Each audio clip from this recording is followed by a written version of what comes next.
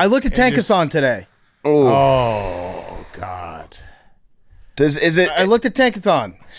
I know. I just did. You said you don't care about the Patriots, you only care about me, but is the fact that, the Jaden came before Drake May. Have you thought about that at all? Has that even crossed your mind? The thought that I have is that on today's Part of My Take, presented by DraftKings, Week 7 in the NFL, we're going to recap every game. We had a wild finish out in Denver. We had not great games to start the slate, but the afternoon was incredible. Some high-scoring games. We're going to talk Sunday Night Football. We got Who's Back of the Week. We have some playoff baseball talk. A couple more coaches got fired, which we'll get to in the college ranks. And it's all brought to you by our friends at Microsoft. Microsoft Copilot is your ultimate caddy, guiding you through life with powerful AI-driven tools designed to make your day easier and more productive. Just like a trusted caddy on the golf course, Copilot helps you stay on track, offering real-time insights, smart recommendations, and simplifying complex tasks. With Copilot Vision, you can analyze images and visuals instantly, saving time and improving accuracy. Copilot image generation lets you create personalized, high-quality visuals in seconds, whether it's for work, play, or anything in between.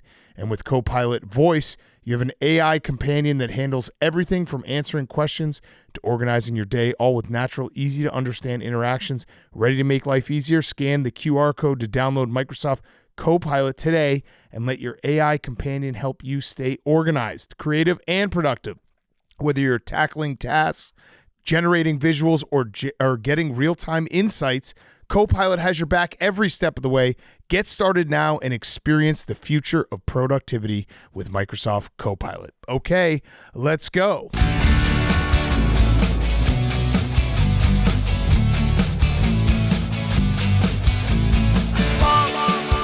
Hey, football guy. Patino. AWS. Pardon my take. Yeah. Pardon my take. Yeah.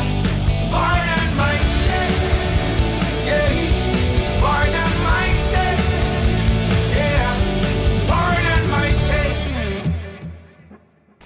Welcome to Part of My Take, presented by DraftKings. The crown is yours. Today is Monday, October 20th, Week 7.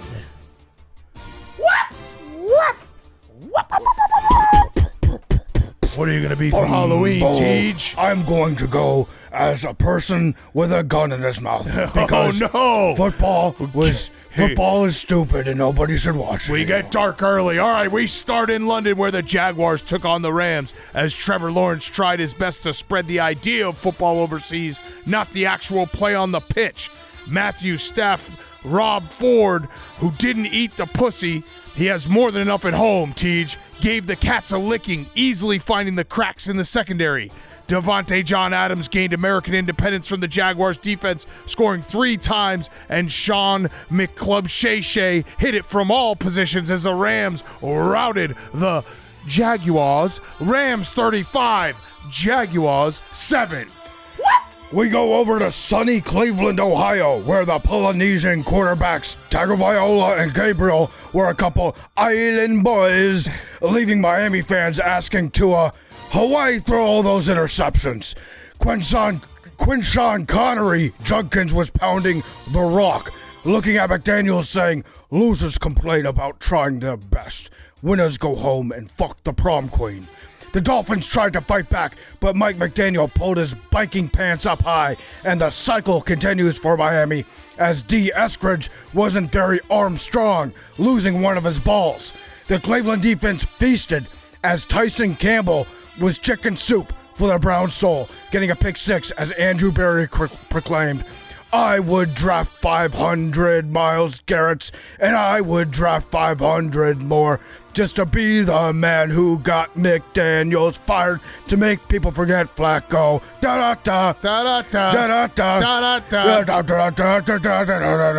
I'm going as Budweiser for Halloween. Cleveland steamered the Dolphins 31-6 to Kansas City where Zach was on the scene.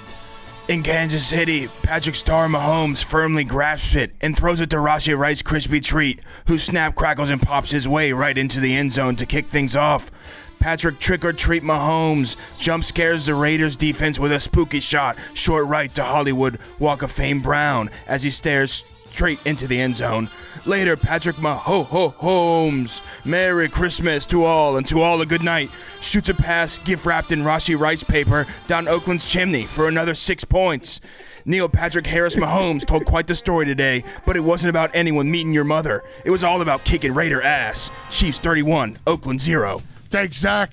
Up to Minnesota for Max. We head over to Minnesota where Carson Wednesday Badams had Vikings fans saying, he's creepy and he's kooky, mysterious and loopy. He's altogether poopy. Wednesday Badams should be QB3. Do-do-do-do. Vic Fangio was screaming, "You're beautiful," to Jalex James Blunt when he secured the early pick 6 to extend the Eagles' lead. On the other side of the ball, the Eagles had a very obvious game plan. Devontae Mack Smith, no matter what, as he exploded for a career day with 183 yards and a tud. Plus, while A. Jason Aldean was on the verge of burning the team down, he finally broke out for 2 touchdowns and over 100 yards, including a late dagger to win the game. Eagles 28, Broncos 22. Thanks, Max. In Chicago, where there were concerns Ben Mintz-Johnson was going to be lazy this week in preparation for New Orleans, concerned too much about the wide spread of 4.5 points, but Jake Moody saved the day and looked past any of his old misses, going 4 for 4. Spencer Prattler stumbled back down the hills he's been trying to climb as a pro, throwing 3 interceptions, hitting Nashon right stuff, baby. Kevin stomped the Bayard, and Kenny Tremaine Edmonds. Sorry, that last one sucked dick. Some are saying the Bears may be back as they go marching on the Saints. Bears 26, Saints 14. And then we go down to Nashville, where Hank was there. In Nash Vegas, the Titans started off hot when Chimere DK Mutombo said no to Marcus Jones as he zoomed past him into the end zone to give the Titans an early lead. In the second quarter, Drake May VP connected with Austin, did you put a tongue in her hooper? For 7. And then Kayshawn White Booty hit a steady double McTwist 39-yarder to give the Pats the lead headed into the locker room. In the second half, Ramondre Agassi Stevenson said, after rushing into the end zone for 6. And then Cam Mickey Ward looked like he got hit in his head body after fumbling the ball to give the defensive TD to the Pats. Pats go marching 31-13. Sticking in the AFC East, memes and the Panthers Jets. In New Jersey, the Panthers defense was waking up hard because Miso J.C. Horney, who was the lead member of the 2-pick crew and holding the Jets offense to no touchdowns on the day. Xavier Musketeers Leggett put on a strong performance in Big East Rutherford with a touchdown set up by Chuba Duba Doo on a screen. It truly was a pick'em on the field as Rico Dowdle got put back on the meds by the Jets defense that resulted in the numbers being down. As for the Jets offense, Breece Hall and Oates said, "You're making my dreams come true by taking Justin to a fields upstate and putting him out of his fucking misery and replace him with Tyrod Taylor Swift, who just released a new song, Wood, which isn't about Travis Kelce's enormous cock. It's actually about the Jets owner who fucks an entire fan base year after year. Jets lose. Panthers 13. Jets 6. Great job, memes.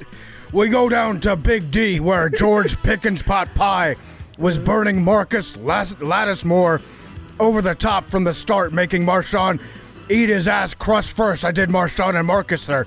The Jaden Danielson was in the face of the Commanders with a murderer's row of wide receivers, Robbie Chosen, Jalen Lane, and Chris Moore, which is ironic because you got speedster Cavante Turpin behind the wheel, and you think, wow, instead of driving on the median, that guy should have chosen more lane.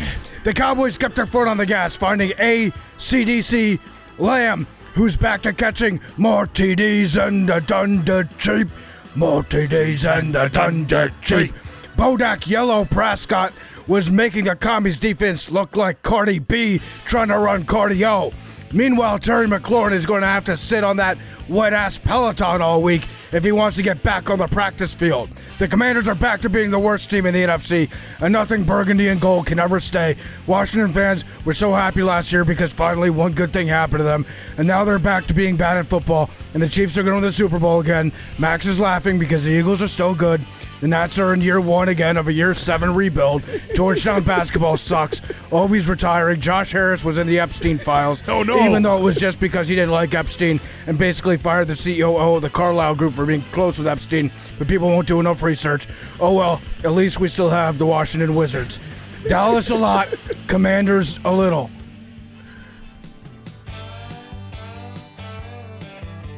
Standing on the corner, Jameis Winston in Hoboken, such a fine sight to see.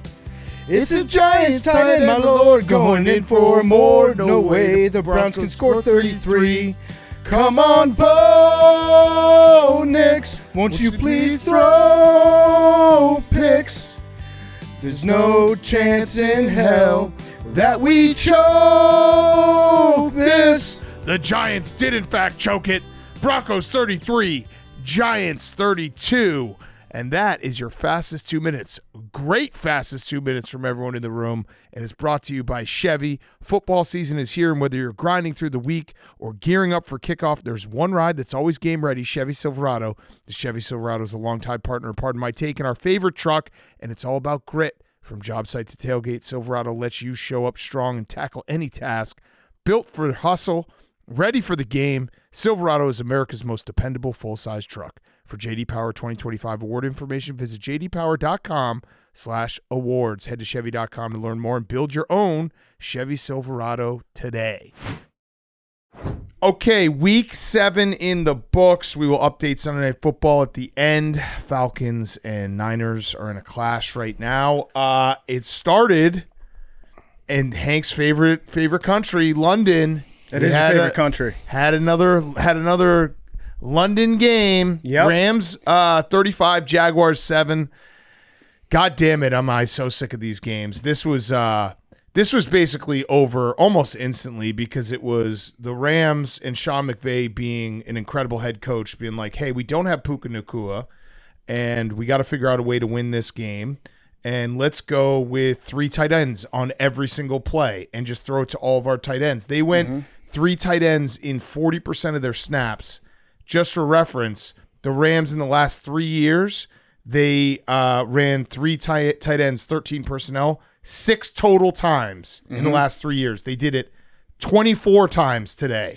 And they just mashed the tight ends in their face, and then they get to the red zone, and then Devontae Adams will score a touchdown. I think it was half them doing this because they had the Puka thing, and then half doing this because McVay knows that Cohen knows everything that he knows from the Rams offense. Yes. So he was preparing for the Rams offense that he used to be part of, and then he just rolled something completely new out there. I saw somebody point out this is exactly what Belichick did to McVay in that Super Bowl. Yeah. Where they just where they suffocated the Rams and they couldn't get anything going.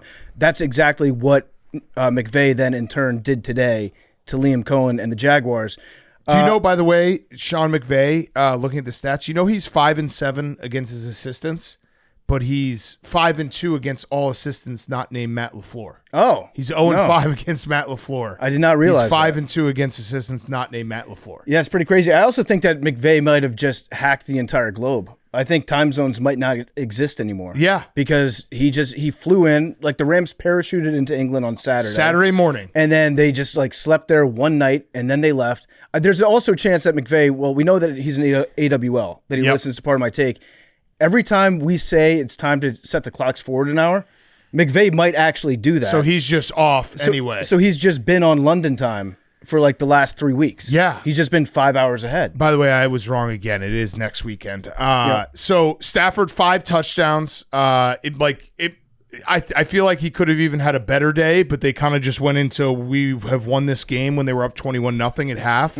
And the entire game after the Rams went up 21-0 was the Jaguars. Every time you looked up at the TV, the Jaguars were failing a 4th down or driving the ball and getting 0 points. They went 6 straight drives where they got past the 50-yard line and got 0 points out of those 6 straight drives. They went to the 45, the Rams 45 punt, to the Rams 32 missed field goal, to the Rams 11 turnover on downs, to the Rams 30 turnover on downs, to the Rams 27 turnover on downs, to the Rams 48 punt. 6 straight drives where they went past the half field and got 0 points. It was abysmal to watch. Yeah, after they missed that field goal, I think Liam Cohen just made the choice, like, we're just going to go for it every time, and then it just never worked for them. Yeah. And it kept failing for different reasons each time. That's why it's so hard to place like any one person with the blame for the Jaguars, because Trevor Lawrence, he does just stupid stuff sometimes.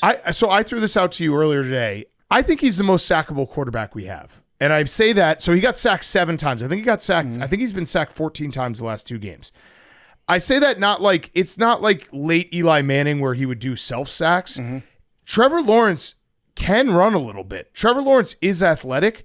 Trevor Lawrence, I think, is 0 for 100 on spin moves that don't work. He'll spin or try to sidestep, and a guy will get one arm on him, and he'll be sacked. I think I know what the reason is, because he does that spin move a lot. And it never works. But the quarterbacks that are able to do the spin move and it works, the pass rusher doesn't know that he's about to spin. Right. With Trevor Lawrence, he looks too much at the blitzer that's coming in, where he's pretending to look out of the side of his eye, but he turns his head a little bit, and the guy's like, oh, this guy knows that I'm coming right now. A really good quarterback will just kind of stare straight ahead, and the blitzer won't know that he's about to spin. Trevor doesn't do any of that. No, he doesn't. He never does that. But he forgets where he is on the field more than any other quarterback in the NFL. Yep. He misses some throws. He makes a lot of throws, but it feels like the Jaguars are never in sync with each other. No. They're never in sync. Like when Trevor makes a good pass, that's when Brian Thomas just completely forgets how to catch a football. They've been over in London so much they forget that they're allowed to use their hands, and he'll just drop it off his fingertips or hear the footsteps or whatever. Just somebody new screws up each time, and it's very hard to put your finger on exactly what the problem is in Jacksonville. The Liam Cohen summed it up perfectly, exactly what you just said. After the game, he said everything we said we didn't want to do did occur. Yeah.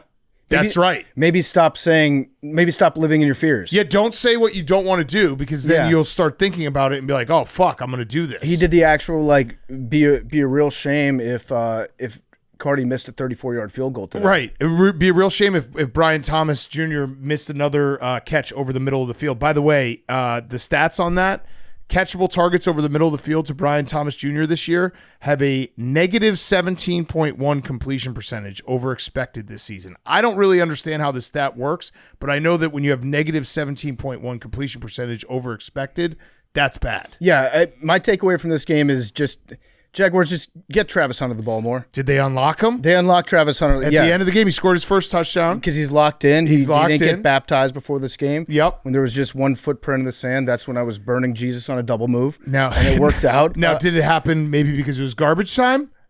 I still think he was the biggest bright spot of the day. Absolutely. And he played pretty good on defense, too. We also have a classic who actually won the game debate that we can do. And I'm referring to Monday Night Football, Jaguars versus the Chiefs. So Monday Night Football, Jags get the biggest regular season win in maybe franchise history, but at least in the last 10 years or whatever you want to call it. Since that game, the Jaguars are 0-2, being outscored 55-19. The Chiefs are 2-0, outscoring their opponents 61-17. Who won that game? At what cost? The Chiefs Jaguars won that game. Yeah, smart move, heady move by the Chiefs. Yeah, great job to let Trevor Lawrence find a way into the end zone at the end of that game. Great job throwing that pick. This game, it again should remind us that the Rams are now 12-3 in their last 15 against the spread. They're really good. Pretty impressive win. Matt Stafford, after the game, he was talking about throwing 5 touchdowns. His response was, "Do I get a sword or something?"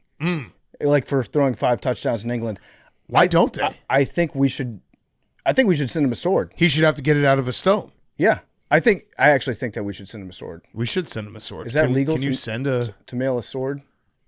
Let's mail him a sword. Woods. Let's mail it to Jerry, and Jerry O'Connell will give it to him because he's buddy with them, goes on their podcast. Yeah, next time he's on with Kelly, he'll just walk in the door carrying a sword. I think he's a co-host. Yeah, he's now. a member. Yeah. But yeah, the Rams are really good. The Jaguars, I think both teams have a bye coming up. The Jaguars need it badly because they started hot and they have not looked good the last 2 weeks.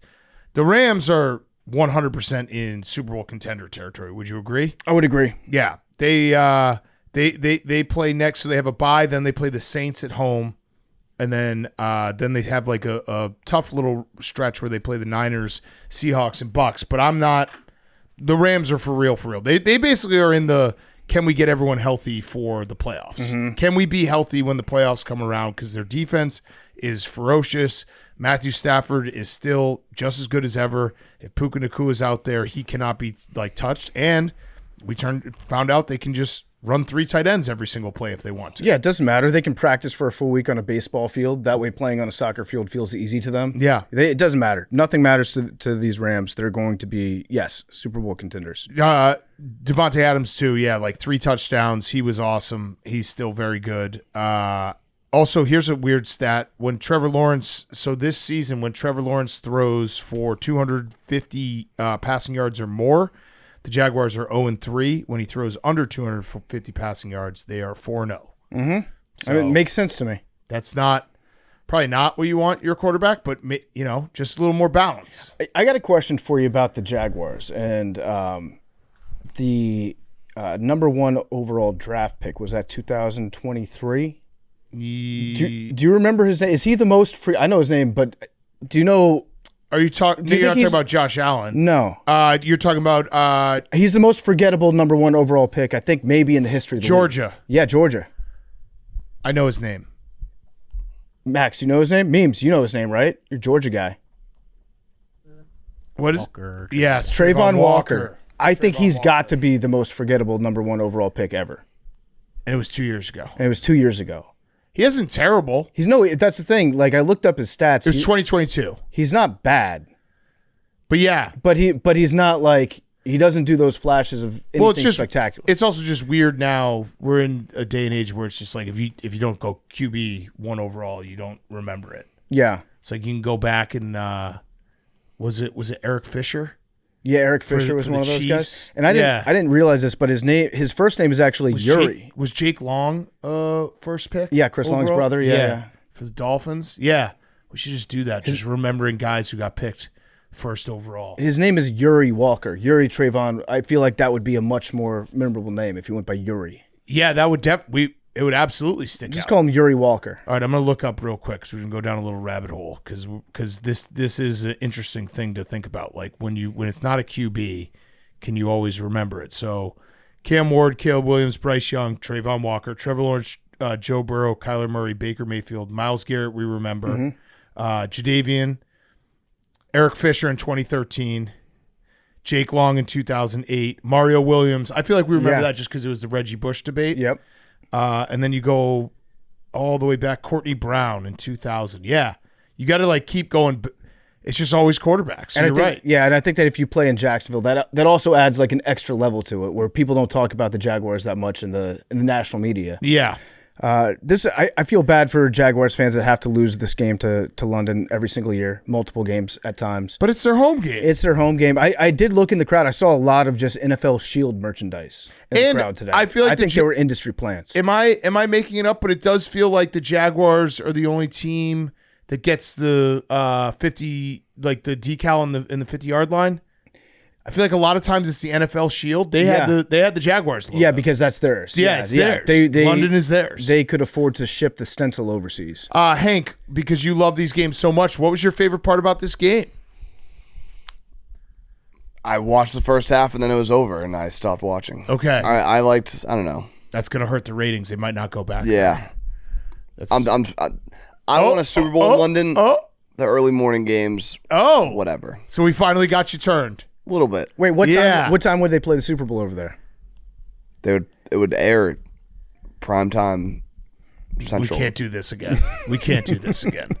But you agree? It's just too much. It was a nice treat. Now it's just they got to do it like they can't do it back to back to back to back to back. I know we talked about it, but they're gonna do it every single week soon. But or just start doing Night Football. Monday Night Football. You're right. This was the last England game of the year. Yeah. Next up, we got Germany. And then Spain. Yeah. And then we're done. Spain's going to be a movie. It is going to be a movie. It was, I took a shower at one point during this game, and I think I timed it perfectly for a turnover on downs, and then I was like, all right, I'm going to go take a shower, and I came back out, and it was another turnover on downs. Yeah, it was a lot of that. Well, that was perfect. It was a lot of that going on. I guess I will say something nice about the Jags.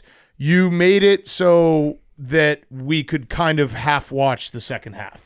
Like I tuned in for the first half, was like, all right, let's get going, let's get some football going. And then it was so clear that the Jaguars sucked and the Rams were going to win that the second half I was able to like keep a side eye on. Yeah, you didn't really have to focus that much on this game. It never felt like it was close. Yeah. What's up, Max? Can I say something to Trust Tree? Yeah, please. Trust Tree. You didn't watch a second of it. I didn't know this game existed until you guys started talking. Oh, really? You didn't. You thought they were on You buys? didn't even see a highlight. I thought they were on buys. I didn't see. I mean, the You didn't see a highlight I or saw anything? nothing. The highlights were basically Devontae Adams made another touchdown catch. Yeah. It was a lot of that. The one thing I was just looking at the box score. I feel like the Jags had a decent amount of yards for only 7 points and no turnovers. I don't get how they only had 7 points. Well, they turned the ball over a bunch on downs. which is also a turnover. I guess. That's very funny that you somehow went the entire day. I had no idea this game happened. But that's also, and this is a good segue, that's also because Max, when the Eagles win, he spends the rest of the day like yucking it up with everyone. Like he's like the mayor of this office. Yeah, he even admitted does. it. He was like, if the Eagles had lost that game, I'd just be playing Pokemon in the PMT studio right now. Instead, he was like slapping people on the back, just being like, this is so much fun. He I'm does. the worst. He does. He just walks around. Max becomes the king of small talk in this office if the Eagles win. My mood is just so I'm so much. It's okay. Yeah. Don't apologize for it. So that's the next game. Eagles 28, Vikings 22.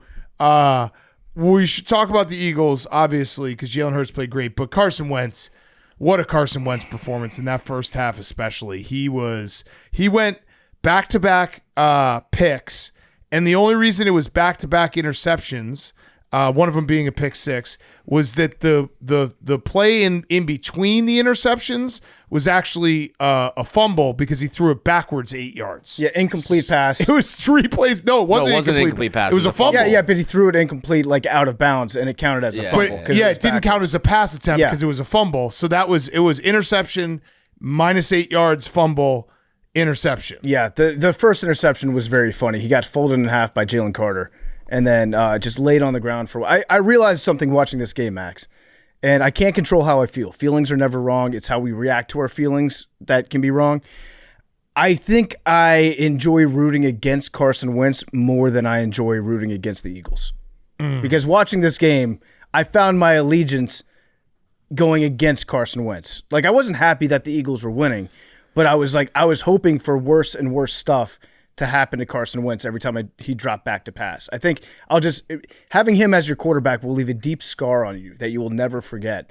And There was it was very funny the way that you were treating him. Oh yeah, there's multiple times where Max was just like saying Carson Wentz and then belly laughing. Yeah. Well, There was the one Jalen Carter hit. Yeah, the hit. You made everyone in the gambling key. You're like, everyone watch this. Yeah, it was funny. It was really so funny. hilarious. And then you saw his face like right after, as he was getting hit. It was awesome. Yeah. I've got a little game that we can play here. It's called Schefter versus Schefter. You ready for this? Yes, New I game. saw this game. I like New this game game. alert. This is what Schefter. Pew, pew, pew. This is what Schefter tweeted out today. When Vikings quarterback J.J. McCarthy suffered a Week 2 high ankle sprain, doctors expected it to be a 6-week injury. Nothing has changed. It still looks like a 6-week injury, which means McCarthy would miss next week and possibly be able to return in Week 9 at Detroit. Mm-hmm. That's Schefter number 1. Now entering the arena is Adam Schefter number 2. This is back from the day after J.J. McCarthy actually sprained his ankle. ESPN sources. Vikings quarterback J.J. McCarthy is expected to be sidelined 2 to 4 weeks with a high ankle sprain. But wait, Adam, but just today you said when it happened, doctors expected it to be a 6-week injury and nothing has changed. It still looks like a 6-week injury. Huh. What is going on? He got community noted. He got community on his own noted tweet. with his own tweet. Huh. Why did the timeline change, Adam? Huh. Let's unpack that. I have a theory. Yes. I mean, it's probably the same as all of your guys' theories. I thought something was kind of weird in Minnesota when they kind of cycled through a bunch of backup quarterbacks over the summer. Mm-hmm. And my theory that I asked Flory about at the time, and he laughed at me like I was a fool, was that they just don't want J.J. McCarthy to feel like there's any pressure on him in case he has to in case he doesn't start out the season playing well. Yes. And he got injured. It was a real injury, but I don't think it was a 6 to 8 week injury when he sprained his ankle. And then they put Carson Wentz in, who is the most stopgap quarterback ever. Yep. You know that you're going to have these types of games from Carson Wentz, and nobody out there is going to say Carson Wentz should be starting over J.J. McCarthy. Correct. And now they're just really taking their time bringing J.J. back after playing. He had one great quarter that he played against the Bears. Yes, he did. But besides that, he hasn't really done anything to be excited about. Nope. Since he started. I think that plays into how O'Connell is handling the situation right now, where it's just like we need this guy to take more time. Here's the other theory, and we all do this when you maybe make a mistake and you don't really want to face that mistake. You're like, oh, I have to do something. I have to go to the DMV. I fucked up, or I have to go fight this ticket. I'm going to keep putting it off as long as I possibly can until they tow your car. Until they tow your car, because I don't want to admit that I made a mistake. Yep. They don't have to face the fact that they didn't re-sign Sam Darnold until J.J. McCarthy officially sucks. And if he doesn't play, you can never say he officially sucks. Well, and I don't think he sucks. We'll see. He's young. He's got to play. Like, I'm not saying J.J. McCarthy, but I'm saying if he sucks, they don't have to, and they might know he sucks. They might think he sucks through practice, whatever, but they don't actually have to face that fact if he's not playing. I mean, everything we know about J.J. McCarthy would be this guy would, like, step over a dead body to get back out onto the field. Correct. Right? And this seems like a long injury for him. Not only Sam Darnold, they had Daniel Jones, too, in the building. Yeah. Now, I don't know if they would have ever dreamed of paying him as much as the Colts did, but it was still an option. They had Darnold, they had Daniel Jones. They had some other backups that came in and out. It just seems kind of strange. And listen, as bad as the Carson Wentz first half was, it was the Vikings defense that was not good today, because they have a good defense. They have, I think going into the game, they had the second best passing defense in terms of passing yards allowed. And Jalen Hurts had maybe his best game in a long time at least. What would you say, Max? Jalen Hurts was phenomenal today. He had a perfect passer rating. That's the third time ever in Eagles history. The other two, McNabb and Foles.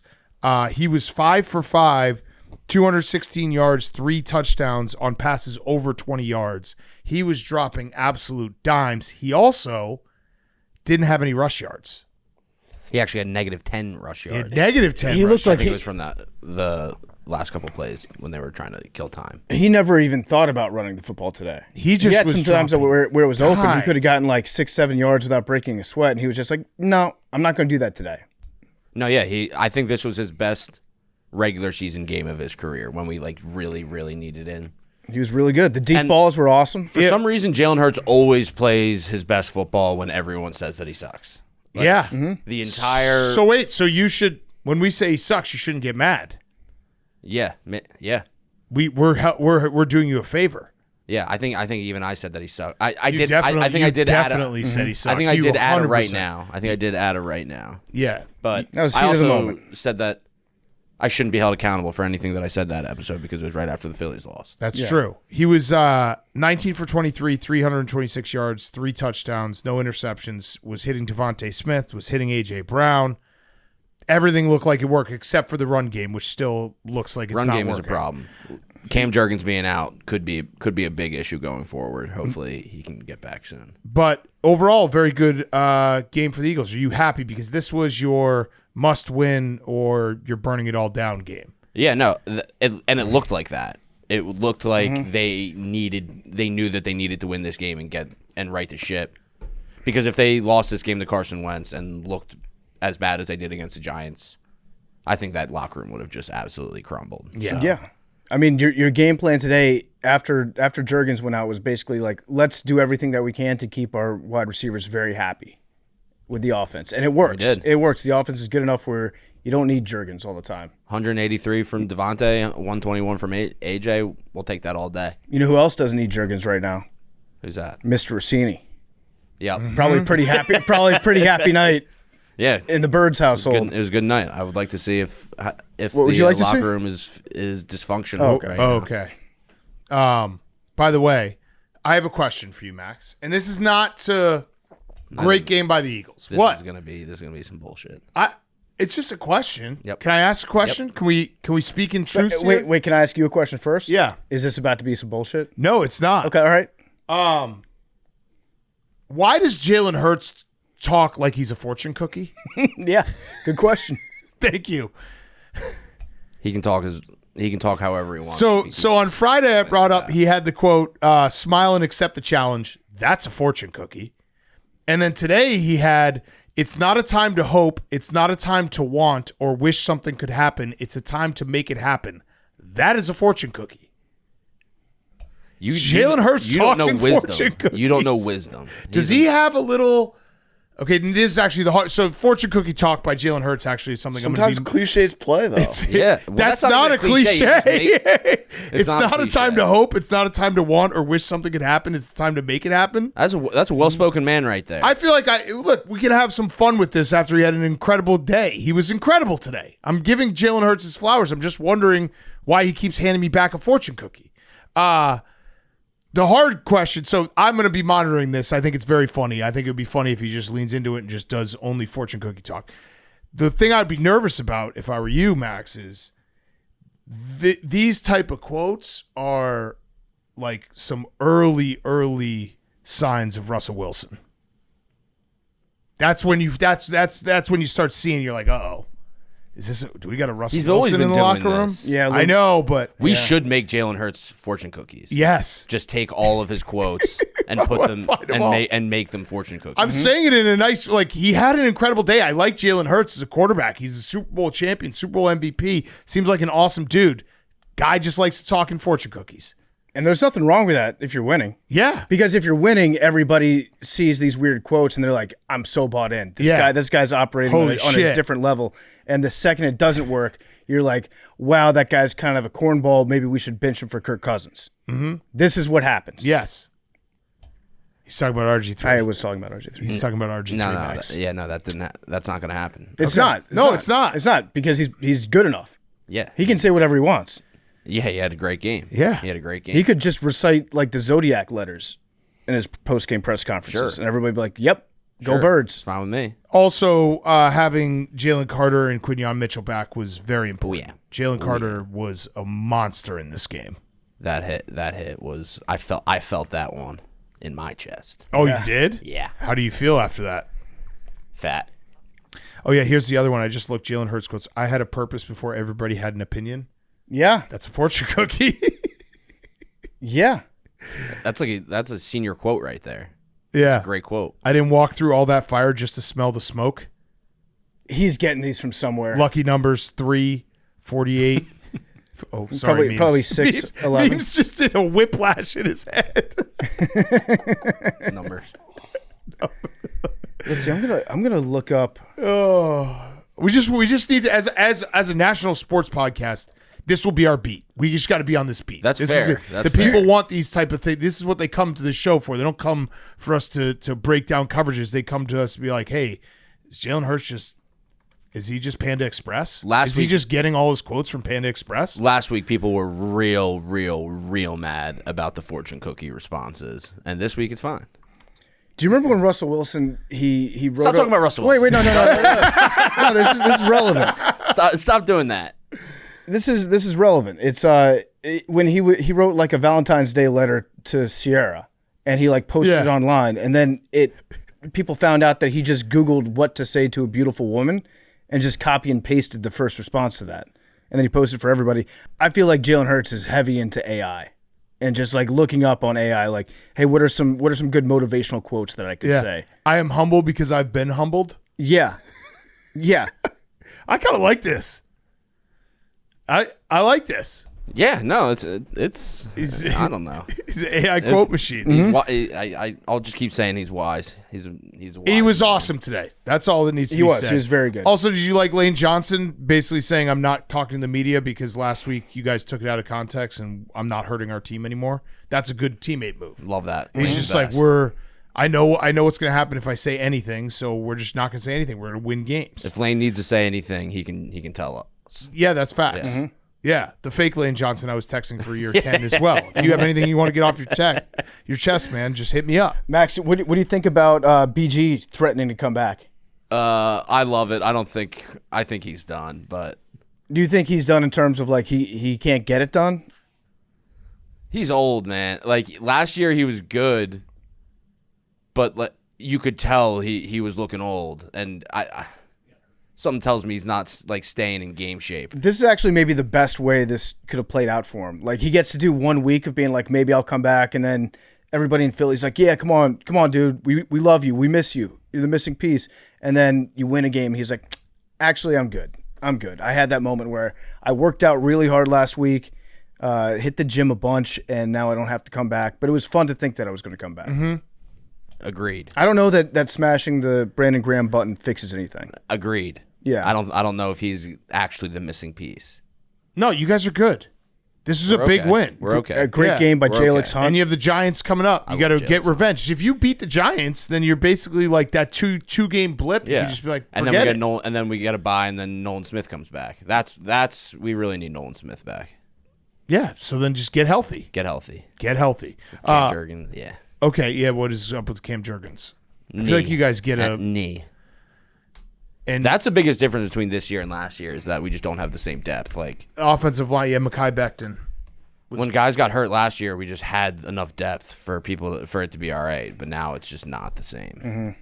Yeah, maybe. I mean, Saquon's going to be fresh because he hasn't had a lot of yards.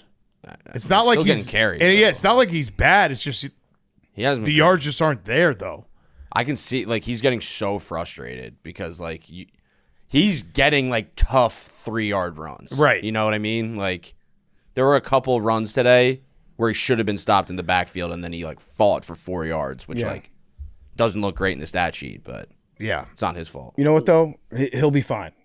He'll be fine when you need him. Yeah, we'll figure it out. Yeah.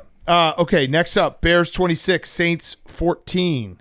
The Bears have now won 4 in a row for the first time since 2018. This was an ugly win, not the cleanest game from Caleb Williams. He didn't play very well. Looked like he had no flow. But the Bears have a somewhat of an identity where their defense is incredible at taking the ball away. They had 4 turnovers, takeaways again today. They've had 15 in the last 4 games, and they run the fuck out of the ball because DeAndre Swift looked awesome. Monange looked awesome. They had 225 yards, just shoved it down the Saints' throat. And that's a credit to Ben Johnson, who fixed that in the bye week, and the run game looks totally different the last 2 games than it did the first 4. And, it was sloppy, but a win is a win, and the gateway remains open. So what is the gateway to? The gateway is to when I said it before the Cowboys game, I said don't be shocked if this team is 6-3 or 5-4 after 9 games. Okay. So they are now 4-2. The gateway is very much open. Big game against the Ravens next week. But yeah, this is Caleb didn't play well. He said it, and he looked it. He just wasn't. There was weird shit with Drew Dahlman in the center. He's our center, like with snaps a couple times. Actually, one of them saved us because there was the 4th and goal on the 2-yard line that there was a false start, and we got to kick a field goal, which it was a play that was going to get blown up. Are you talking about the one where he snapped the ball between his legs? Caleb touched the ball, and then the center brought the ball back between his own legs? He did it twice. That's such a weird thing to happen. So he did it once that way, and then the other way was he like moved the ball. Caleb went to get it, and then he didn't move the ball, and then he tried to snap it. Caleb fell on it. They whistled it. They were like, "Hey, that's false start. You got to," and then we kicked a field goal. He did got your nose with the ball. Yeah. He was like, "Got it." But that was kind of what the game, like, it was sloppy. And the run game saved us, and the defense saved us. The defense is like kind of good. I don't know. They're good at taking the ball away. Yeah, I'm always nervous about like when you live and die. 15 takeaways in 4 games is insane. You're not going to be able to do that every single week. So I understand that. But they also are playing that aggressive style where they're ball hawking. And this is a game that they had to win because they're better than the Saints. And they won this game. It didn't look great, but that doesn't matter because they won this game. Next week against the Ravens will be a big test.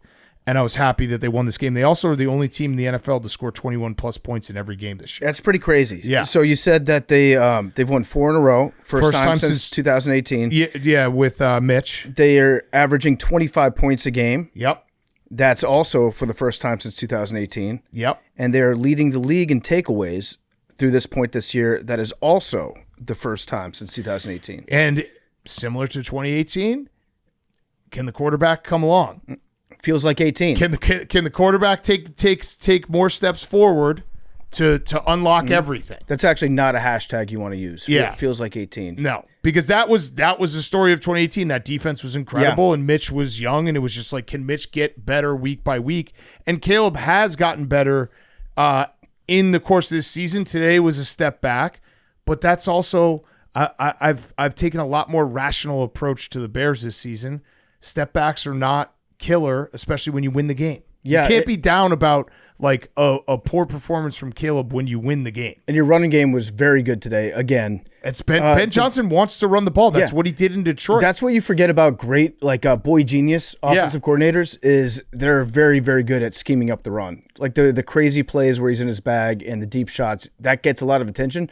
But elite offensive coordinators just make the running game seem so easy and so smooth. So your running backs today as a whole, as a tandem, averaged 6.5 yards per carry. They were awesome. And DeAndre Swift is back to looking like the DeAndre Swift of old when he was at the peak of his powers. Yeah, he's really running good. hard. He's hitting the hole hard. He's not dancing around. He's like making the correct cuts. It looks awesome. And if this is going to be a team that has to get by on defense and running the football and have Caleb slowly progress, if you just look at what he's done this season, DeAndre Swift, he had 53 yards, 63 yards, 33 yards, 38 yards bye week, 108 yards, 124 yards. Mm-hmm. It's clear what Ben Johnson was doing during the bye week, and he was fixing the run game, and it feels like he's simplified everything so that we can run the football and play good defense, and that's what the Bears did today. Yeah, and again, it's the Saints, so I'm not going to sit here and be like, that was incredible they puff your chest out. I will say there is something that's starting to make me very happy to watch, and it is Packers fans complaining about the Bears winning these games, because I bookmarked it. Let me find it. This one made me laugh. Where is it? I got to find it. It was Mark Oldacres, I assume is a Packers fan. He said, teams aren't even trying when they play the Bears, shaking my head. Yeah, no, it's true.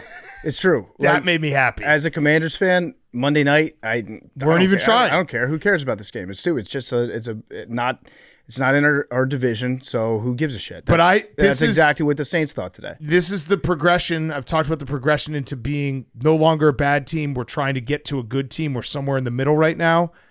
Another step, not only beating a team you're supposed to beat, even if it looks sloppy at times, another step in the progression is Packers fans complaining that our opponents aren't even trying. Which is great. That means we're getting closer and closer when they start noticing and saying teams aren't even trying against the Bears, shaking my head. Yeah, you're not rent-free, but rent stabilized. Yeah. Yeah, you got a voucher. Yeah. And 4-2 is fun.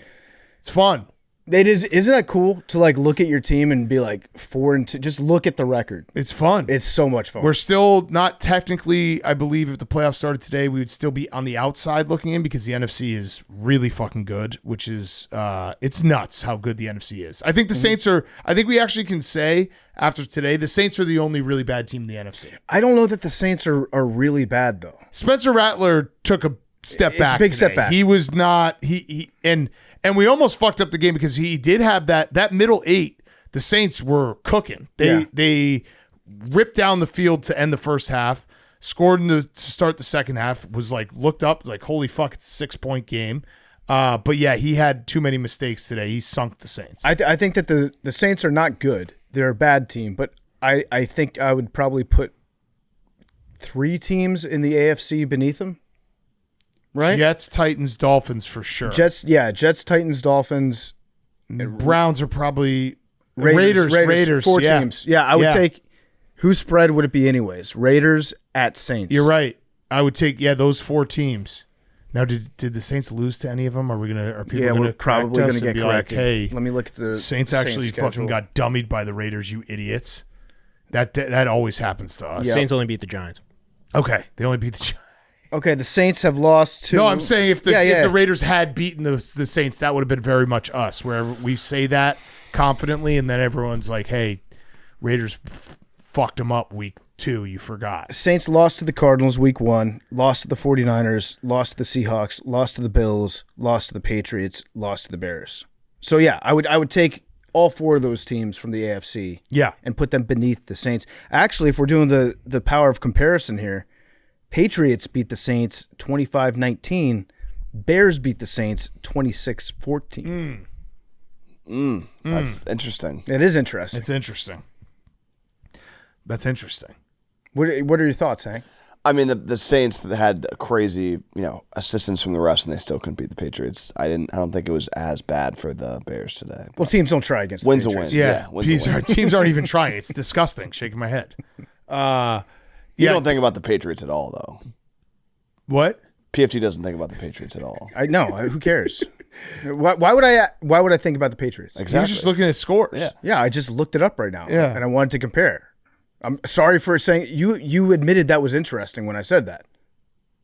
I was, yeah. Yeah, you were interested. Are you a little upset, Hank, that I'm not that I'm taking a rational approach to this? No, Okay. it's a long season. Because you want me to like get my hopes all the way up and be like, Bears are back. I don't. It's Okay. a long season. Like, Because I don't think they are. I think they're a decent team right now. Not good. I want the Bears to make the playoffs. Okay. 6 out of 10? Yeah. You can't make the playoffs and not get Stay in excited. 6. I'll tell you this: 6 out of So 10 might. that's the key. I'll say this for the sickos and perverts, Hank. I'm looking at you. We could finally move off 6 out of 10 if they go to Baltimore and beat Baltimore in a healthy Lamar Jackson. Yeah. That could possibly move me to a 6.5. Yeah. So we'll find out. I do think we'll be able to run the ball on them. And Hank, I actually don't think about the Patriots. I think about you. I think about defeating you. Thank you. How'd the Hungry Dog do? Oh, who's in the Hungry Dog? The Hungry Dog's up on the season. That's all that matters. Who was in the Hungry Dog this week? Because we do talk about it. The Hungry Dog was the Bears, Saints, and Commanders, which was the Wait, worst pick. what? You Bears and the Saints? I mean, Saints, Vikings, and Commanders. Oh, okay. All right. How'd that do? So 0-3. Yeah. Huh. That's not good. That's interesting. Did you reverse Hungry Dog it? Wow. No, I did not. Oh, because you would have won. It's up on the season. Yeah. Yeah. It's up on the season. You would have won if you went It's up big on the Eagles, season. Cowboys, and Bears. It's up big on the season. I wonder how much the reverse hungry the fat cat parlay would be. Would have been nice every today. week. Start taking it. Would have Yeah. been a no I might. doubter I today. might. Also, shout out Kevin Byard. He's got 4 interceptions this season. He's been awesome. Should have had a 5th today, too. Yeah. There was Friendly a Fire couple. took it out. There was a couple. Like that's where Spencer Rattler. I was singing his praises. He's not as bad as people think he is. I was wrong. I think he might be worse. I actually know that I'd be right. I disagree. I think he's. No, I would be right. He looked bad today. He's not as bad as people think he is. He's worse. Yeah. No, I He think, looks really bad. I today. still think he's not as bad as people think he is. I don't know. Yeah, today was bad. Today was Yeah. ugly. Bad. His worst game probably as a pro. Do you think they're ever going to give Tyler Shuck a start? That's what we were saying on Friday. It's like you haven't really heard that name. Would you give him a start, Zach? If I'm the Saints, Yeah. throw him in there. Yeah. Why not? Because Spencer Rattler. I mean, there was a possession where he tried to give it was like 4 different interceptions that weren't intercepted, and then the 4th was like, all right, finally we're going to take the ball. Yeah, today was not good for the Spencer Rattler truthers. No. I consider myself one of them, I guess. I was one of them till today as well. Yeah. I was like, the whole time people were asking me what I thought about this game. I was like, I think he's better than you think. Yeah. And nah.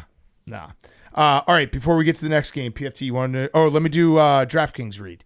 So, DraftKings, we love DraftKings. All your favorite NBA players are back. NBA season starts. And DraftKings Sportsbook, an official sports betting partner of the NBA, is the place to bet on NBA stars this season. Steph Curry drilling logo threes, Donovan Mitchell taking over, and Cade Cunningham leading the next wave with more markets open for more of the game. DraftKings, the #1 sportsbook for live betting, is live when others aren't. Bet quarters, player props, scoring runs, and more, All while the action unfolds, new customers bet just $5 and get 3 months of NBA League Pass. Plus, score $300 if your bet wins, paid in bonus bets. Download the DraftKings Sportsbook app and use code TAKE. That's code TAKE. Bet $5, get 3 months of League Pass, plus get $300 in bonus bets if your bet wins in partnership with DraftKings. The crown is yours. Okay. Browns 31, Dolphins 6. Bullshit. Oh, that's 37. Boys, that's 37. Yeah, this is bullshit. This is bullshit. Well, you guys both could have taken 37 on Friday when we did the show, and you would have gotten a push. Well, no, when I was looking, it was 36.5. And So I took that. But it wasn't. It was plus 100. no, That was the whole problem. Hank and I are like the Bloods and the we Crips. took We agree 36.5 on and then this. PFT, yeah. We agree on that. When I was looking at the DraftKings Sportsbook, which is the app that we go by, right? Yes. Same. That's our sponsor. I love DraftKings. They've got the best lines. What they say is gold, as far as I'm concerned. When we put our picks in, the line said 37.5. And I took the under on that. Hank wanted over 36.5. So Hank's That's what I saw. That's not what you. That's just not true. So because Hank's bad at reading the lines, Correct. I get punished. Correct. I mean, you can go That's back what I and mean. Don't listen. look at me. I don't know why you looked at me. I'm looking at everybody. No, Hank looked at me. You did look at Max. It went up as we were recording. I don't know what. You guys could have it just is what taken it is. 37. You could have agreed to it. It's hilarious. That shout out to one AWL who had the perfect score. He bet it 31-6. That's bull. I told you it was a key Crazy. number. 37 was a key number for The me. most key number. Yeah. The number one key number. I was so sharp that I knew it was going to be 37. I didn't want to take it. Got bullied into it. That's fine. I ended up negotiating myself out of a very strong position on Thursday's show. This was maybe the straw that broke the camel's back for Mike McDaniel. Would you say that showing up to the game that will most likely get you fired as the Unabomber is probably not the best look? Because that's what Mike McDaniel looked like. He had the glasses on in the rain with the hood up. Unabomber didn't get caught for being such a wanted guy. Yeah, Unabomber also smart guy. He was smart. he He had a lot was. of degrees. Went to Harvard. I mean, McDaniel went to He's a Michigan man. and Harvard. Yeah, but a Michigan man. We put him on Michigan. McDaniel's a Yale guy. Yeah, that's Yikes. true. But let's talk about the Browns first, because then we have a lot to talk about Tua and Mike McDaniel. The Browns, first time in 11 weeks, they score over 17 points. They score 31. They had basically a perfect game plan for this weather. They just pounded Quinshon Judkins. Dylan Gabriel threw it 18 times. They went in jumbo set, like constantly, just being like, "Hey, you see what we're lined up in? We're gonna run the ball, and it's still gonna work." He had 3 touchdowns. Their defense was phenomenal. They turned Tua over 3 times. They actually forced. I don't know if some of them were slippery, but there were 6 fumbles by the Dolphins. They recovered 5 of the 6, so they only lost 1 fumble. But the Browns are built for this weather. Yeah. This is why we can't do the Kurt Warner, everyone playing a dome. The Browns should be able to get like 1 win a year just based on the sideways rain, wind bullshit. Yeah, the bring a poncho, bring your towel game. Yeah. They know how to, that's the 12th man for the Browns is the weather. And it was ugly. It was always going to be ugly. And the Browns had a great game plan for the defense. That works well in the shitty weather too. Yep. The Browns now have won 2 games in the past 329 days, which is pretty crazy. They doubled their win total in the last 329 days. And I had a thought when I was watching this. This is like textbook prisoner of the moment. I admit I'm being prisoner of the moment when I say this. I like this. But I thought about it, and I'm still in the moment, so I might still be prisoner. Okay. I actually think that the Browns might be in a good position for the next, like, two years from now. Okay. 2 years from now, the Browns might be okay. Maybe, Okay. Let me adjust that. At the end of 2 years from now, things will start to look bright for the Browns. And then I think they might be in a good spot. Okay, so I want to agree with you. The only question I have, as always with these teams, is who's going to be owning the team in 2 years? It's still going to be Mr. Haslam. That's a problem. Yep. Yeah. Again, I understand that the ownership is going to be the same, probably the same general manager. Next year, Deshaun Watson, I think, has an $80 million cap hit that's about to kick in. But the defense is fucking awesome. And they've got a lot of young pieces on defense. And they've got 2 first-round picks next year. They have 10 total picks next year, including 2 first-round picks. 2 first-round picks. Dylan Gabriel is probably not the answer at quarterback. No. Shador. But he won a game. Probably won't see the field. Maybe they'll convince somebody to trade like a 4th-round pick for Shador this season. Yep. But the defense is good enough, and they've got a good young running back, and they've got a good young tight end. Their offensive line has some good guys. Yeah. They're not a great line, but they've got some good guys on the offensive line. I like this. And they've got everyone keeps telling me I'm crazy for saying that Stefanski is a good head coach. You have to remember, a very good head coach. He is the Browns head coach. And right. The groceries that he cooks with were purchased for him by Andrew Berry and Jimmy Haslam. And he can only work with what he's got.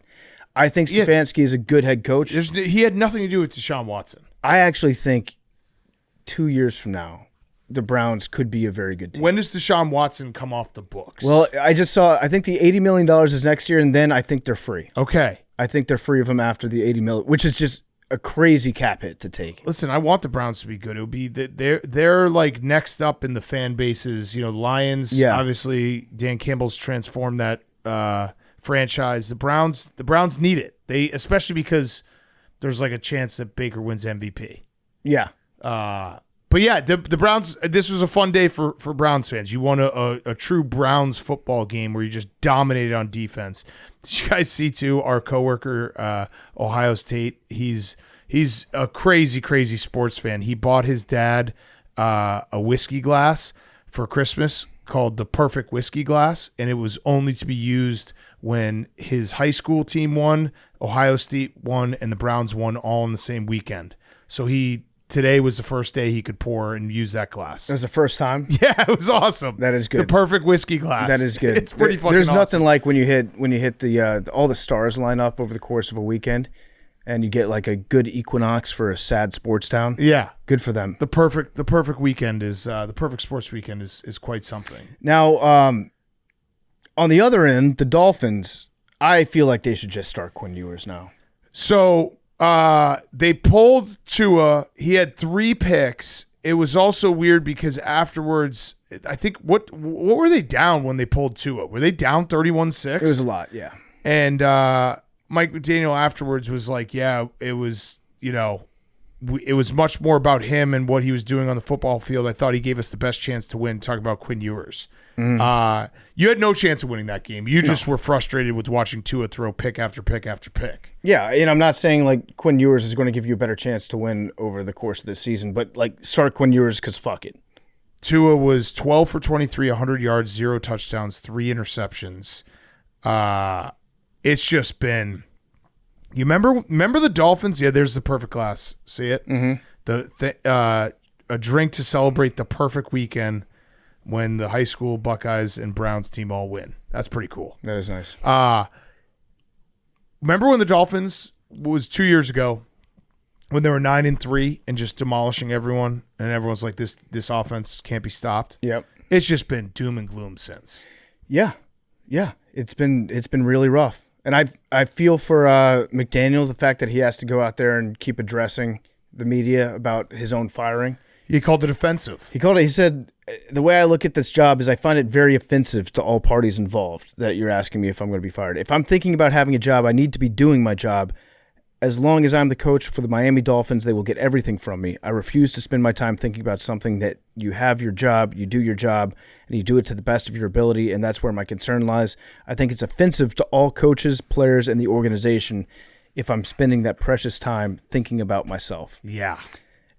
I think he should spend some time thinking about himself. Yeah. I think he probably is spending some time thinking about it. Like, himself. what team does he want to go be an awesome offensive coordinator for next? Yeah, he has any number of very cushy landing spots that he could take if he wanted. Mm-hmm. He'll be a great offensive coordinator somewhere. Which is a very cool job to have. And he'll probably win Super Bowls as an offensive coordinator. Honestly, if I can be honest with you, like, I think I'd rather be an offensive coordinator than a head coach. Yeah. You just get to draw up plays, and you don't have to do as much work. You get paid a lot of money. Game like this, you can go sit in the booth. Yeah, nobody even sees how low your pant legs go on your ankles. You hang with the boys. Yeah, he was wearing rain pants today. He was wearing rain pants. Congrats to him. He did wear appropriate pants for the 1-6 record. Is it 1-6?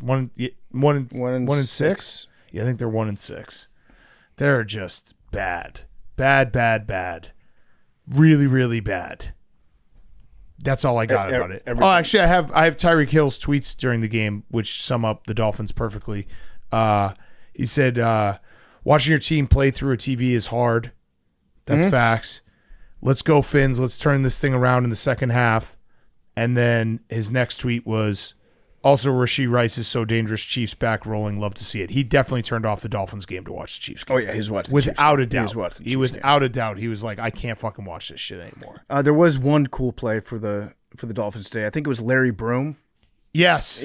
Was that a fumble or was that a reception that he had? It was like, yeah, I don't know what it was. I think it was a fumble that bounced into his hand from Tua. It's hard to tell sometimes with Tua if it's a fumble or a pick. Yep. But it just took a carom into his hand. Larry Borum. Number 79, and he got jacked up. I love watching offensive linemen run with the football because they don't have any of the awareness of where defenders are coming from that a receiver would have.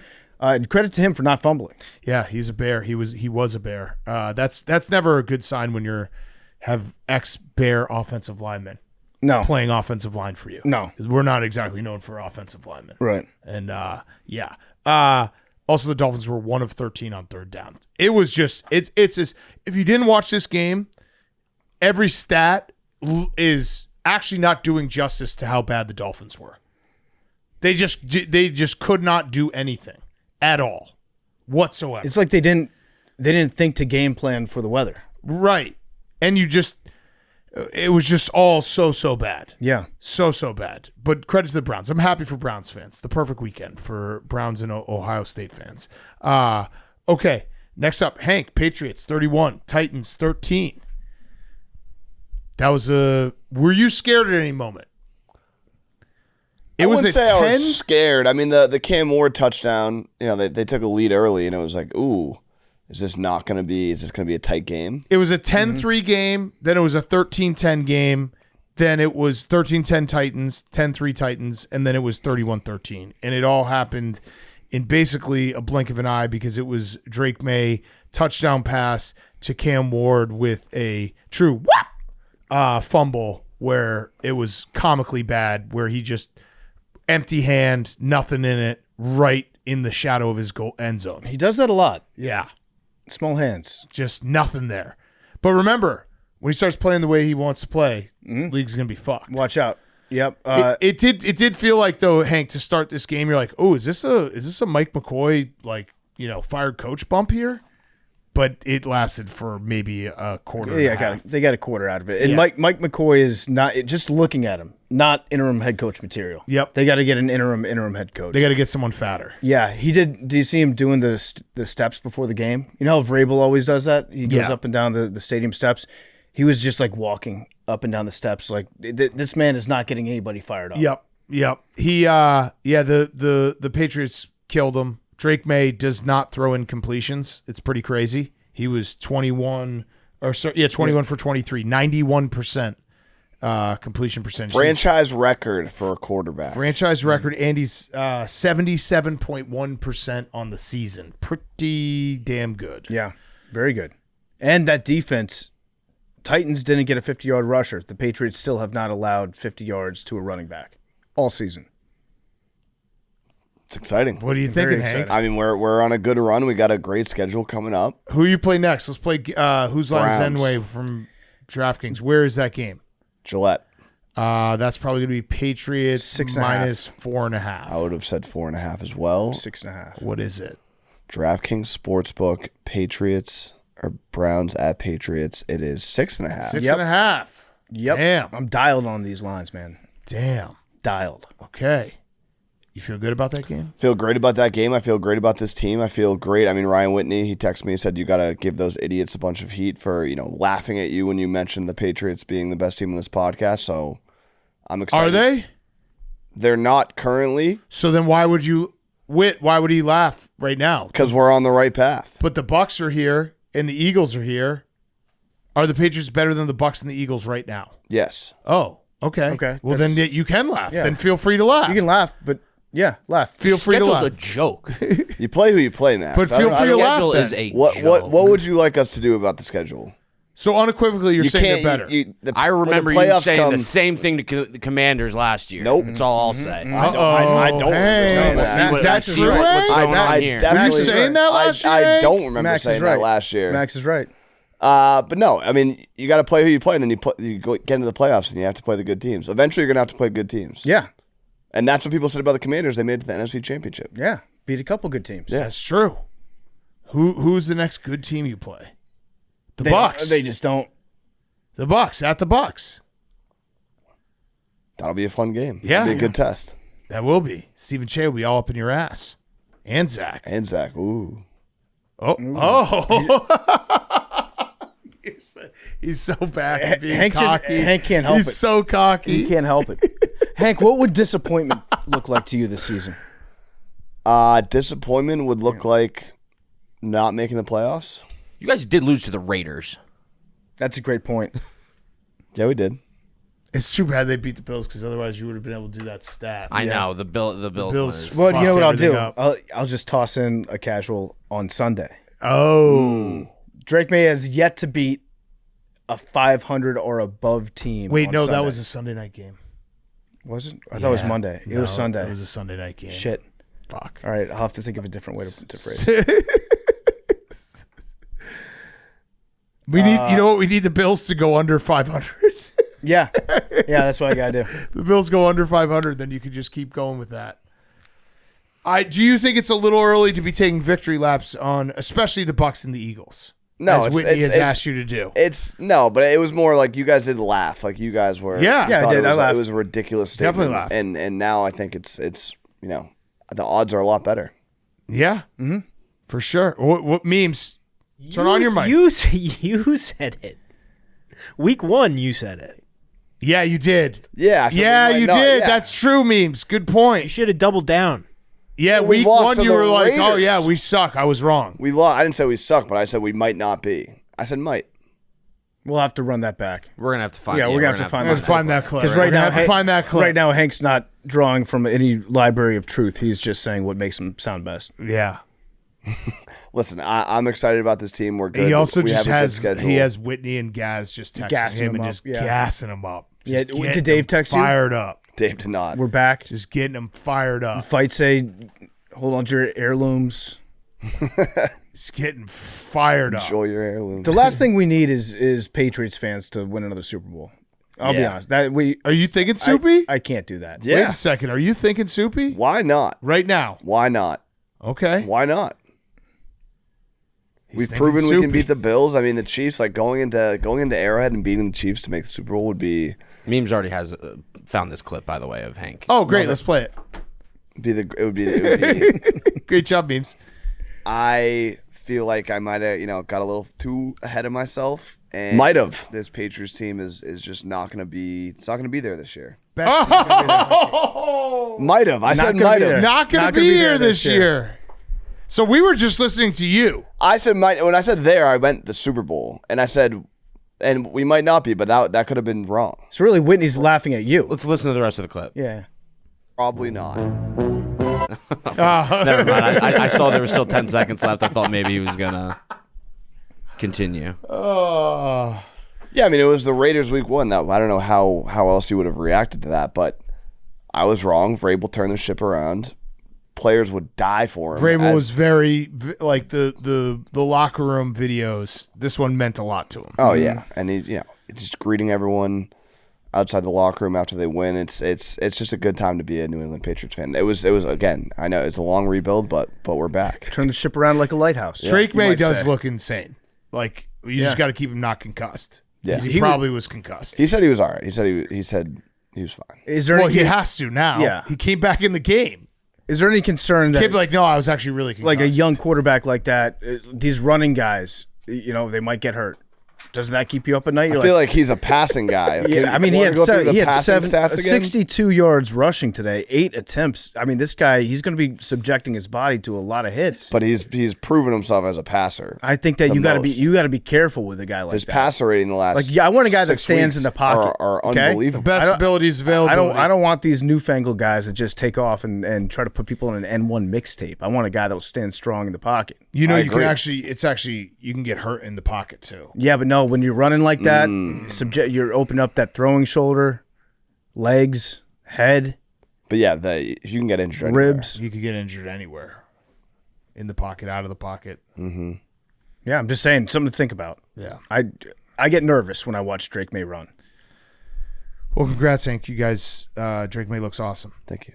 And I guess, the Bucs is the next. I mean, would you say are you going to be reassessing if you lose to the Browns or Falcons? No, Falcons are a solid team. They didn't look like one tonight. Listen, it's the NFL. You can lose games and still be right the ship. Yeah, that's true. Mm-hmm. That's true. Okay. Well, here's a team that can't right the ship. Chiefs 31, Raiders 0. The Raiders are so bad. That was one of the worst games I think that's ever been played. Raiders, just to put it into perspective here, the Chiefs had 434 yards. The Raiders had 95. The Chiefs ran 77 plays. The Raiders ran 30. 30 is an important number because the Chiefs had 30 first downs. The Raiders had 3. 3 first downs. The Chiefs had 21 first downs in the first half. That was as big of a beatdown as you could possibly have. The Raiders are just dog shit. And fun fact, that was actually Andy Reid's first regular season shutout.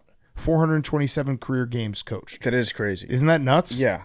So the Raiders had 25 yards rushing. They had 70 yards passing on the day, 3.2 yards per play. And those numbers don't even sound as bad as the game was. No. And the only person that this snuck up on was Pete Carroll. Yeah. Because Pete Carroll said after the game, this was a game I didn't see coming. I think he's the only man in America who was surprised that the Chiefs are really good and the Raiders kind of stink now. Yeah. And we did see the inevitable benching of Geno for Kenny Pickett in this game. Yep. And then Kenny Pickett stepped in and I think immediately fumbled the snap. Yeah. On his very first one. Geno went 33 plus game minutes between completions. Yeah. He had a completion with like 3 minutes left in the first quarter, and his next one was with 2 minutes left in the third quarter. Yeah, it was bad. It was quite a long time that he went without a completion. The Chiefs had the play of the week, though. The Mahomes? The Mahomes. Yeah. He was lining up. Yep. It was 4th and 2, 4th and 3. I think it was close than that. Maybe it was like 4th and 1, yeah. So Mahomes gets under center, and then he does the fake hard count to try to get them to jump off. The Raiders don't jump off, and then Mahomes, the mic caught him going, this fucking never works. Actually, let me rephrase that. This fucking never fucking works, man. Yeah. And then went back under center, and they did snap the ball and got a first down easily. And it made Tony Romo very uncomfortable to hear those swear words. It did. Yeah. He's like, oh, man, he said some choice language. This but fucking never fucking I mean, works. that was awesome. They probably shouldn't have wasted it against the Raiders. Yeah, but they'll do it again, and it'll work again. Yeah. And they were just putting that on tape so the refs know to look out for it, and so they'll call it correctly the next time the Chiefs try to do it. The Chiefs are, Rashee Rice was back. He scored 2 touchdowns in the first half. They just, this was over so fast. The Chiefs are so good. We said it a couple weeks ago, they're winning the Super Bowl. At least getting to the Super Bowl. I stand by that. They had 8 guys with a catch, 6 guys over 30 yards receiving. Can I tell you guys a parlay I'm thinking about doing that is a dark, dark thing to do, but it's also like, hey, if it's going to happen, we might as well make money for it. Dodgers? No. Chiefs? No, Dodgers are like minus 10 million to win the Super World Series. No. Can you pull it up on DraftKings right now, Max? Ohio State to win the national championship and the Chiefs to win the Super Bowl. I think it's like 20-1. I mean, it feels... It just feels like something that you should just do and forget about it. Like, don't even think about it. Just be like, late January comes around and Ohio State will have won the national title and the Chiefs will be in the AFC Championship game, and then you can figure out and you can be like, all right, I'll hedge now. Why don't you add Scotty Scheffler Masters in there? Just throw it in there. It's 20-1. It's 20-1. Yeah. I mean, seems like a save. The Chiefs are just really good, and they have everyone back now, and they're going to be really good, and their defense is awesome. And they're what are they, 4-3 now, and they're the favorites to win the Super Bowl. Like, that just tells you what people think of the Chiefs. Yeah. I kind of like the nothing ever changes parlay, though. That's good. Like, add the Panthers in there for NHL. Yeah. Because it's just, like, if it happens, sports fans will be upset. Yeah. Rightfully so. But we'll have won money. Yeah. It's not a terrible idea, right? No, I like it. I actually like it a lot. Yeah. So that's the Panthers a little juicy. What is that? Panthers and Scotty Scheffler. Panthers, Scotty Scheffler, 95 Chiefs, Ohio to 1. State. I might have to throw that in there. $100 would give you would win you 95,000. Oh, imagine how happy you'd be. I mean, again, it's like, I don't want this to happen, but if it's going to happen, we might as well get something from it, right? I've never seen a more obvious statement game than the Chiefs had today, where it's like Rashee Rice is back. Yeah, we're going to remind people that Rashee Rice is very good. They forced and it we're to him. we're going to force it to him and just have him put the league on notice. Yeah. What do you got? So we had the Dodgers. Dodgers sprinkle next them in year. there. They Yeah, have no, they don't have just next right year. now. We'll just throw that in there. That'll up it to 140,000. Like that. By the way, this is never good when Ashton Genty, after the game, said, if we're being honest, it's been a losing culture around here for a long time. He's been there for like 6 months. He's sick of it. And he can sniff it out that it's a losing culture. He got 6 carries today. And that's not like the Raiders' game plan being dog shit, which it was, but that's just they were playing from behind the entire time. But 6 carries, 1 reception. It's bad. It's really bad. And they didn't have Myers. He didn't play. Yeah.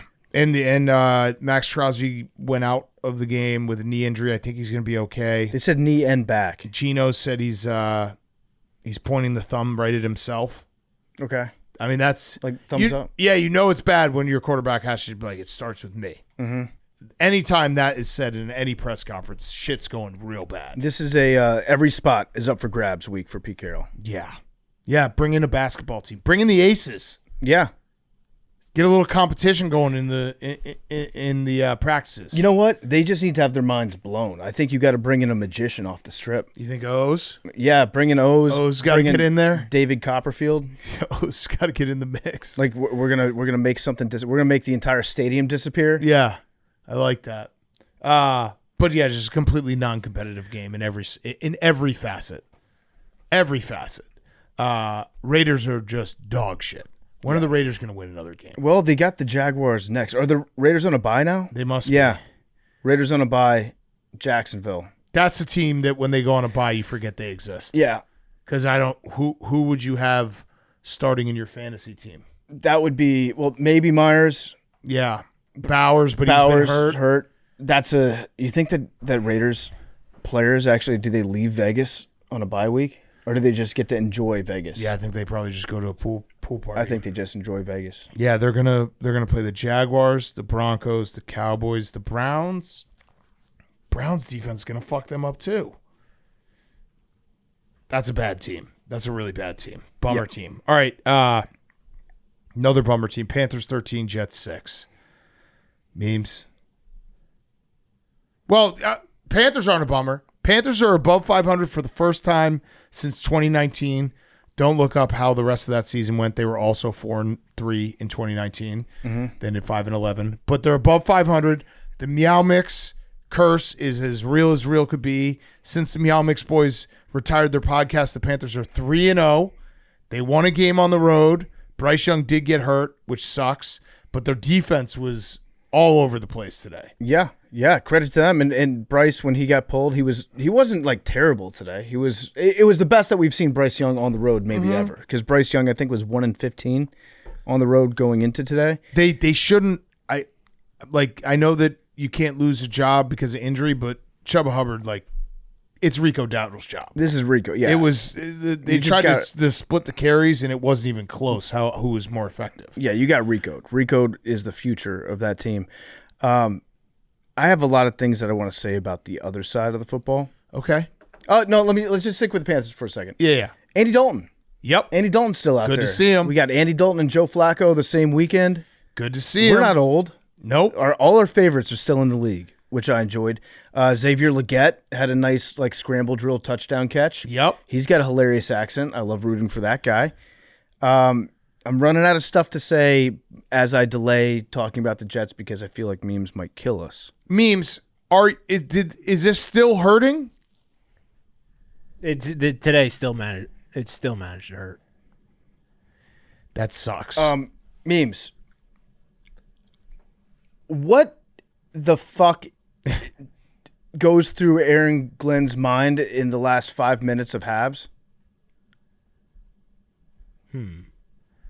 What are you specifically talking about this time? I think you're talking about the punt. I'm talking about two things that he did today. Both halves today.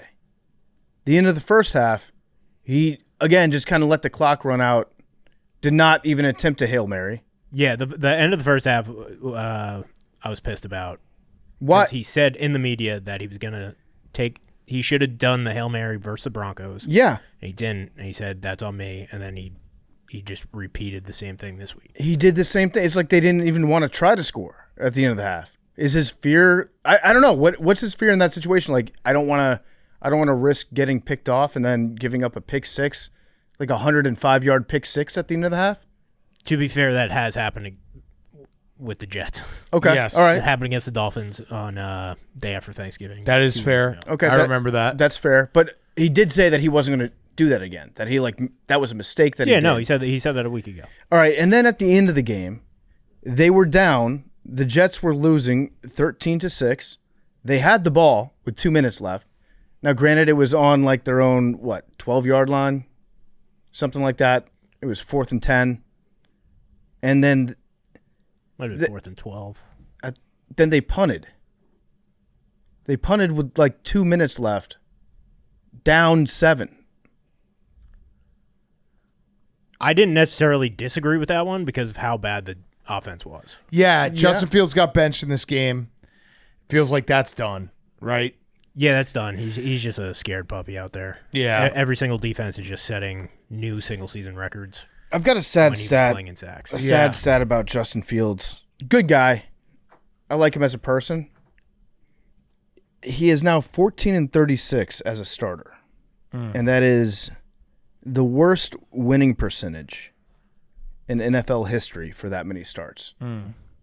Now he surpassed Blaine Gabbert today. He did start on an intentional rebuild / tank Bears season, but yeah, it's bad. I think a lot of quarterbacks have started on rebuilds. Yeah. It's bad. It's bad. It's bad. It's about as bad as it can get. It's actually even crazier that there was like a legitimate civil war on Bears Twitter over Justin Fields or Caleb Williams at one point. Yeah. Which is not – it's crazy to think about. And then, Memes, the other thing I wanted to ask you about when it comes to the Jets defense, are we sure Aaron Glenn was ever good at coaching defenses? The Lions' defense last year was decimated. That's facts. Yeah, but okay, 2020, they were 32nd in the league. 2021, they were 29th in the league. 2022, they were 32nd in the league. 2023, they were 19th in the league. Progress. 2024, they were 22nd in the league. Decimated, though. And the 20 and 21 that was still bad Lions teams. Yeah, they rebuilt, but I mean, I guess what I'm saying is that most guys that end up becoming head coaches that were defensive coordinators have like elite defensive units. Yeah, like that was a top 5 unit. I don't know if he never had a top 15 unit. Well, I'm at the point where I'm not defending him, so I agree with you there. Like, he doesn't really do much for the defensive side of the ball right now. It's all Steve Wilkes. So the stuff he's doing as a head coach is also mind-boggling. Like, I just don't know where the Jets go at this point. Yeah. Tyrod?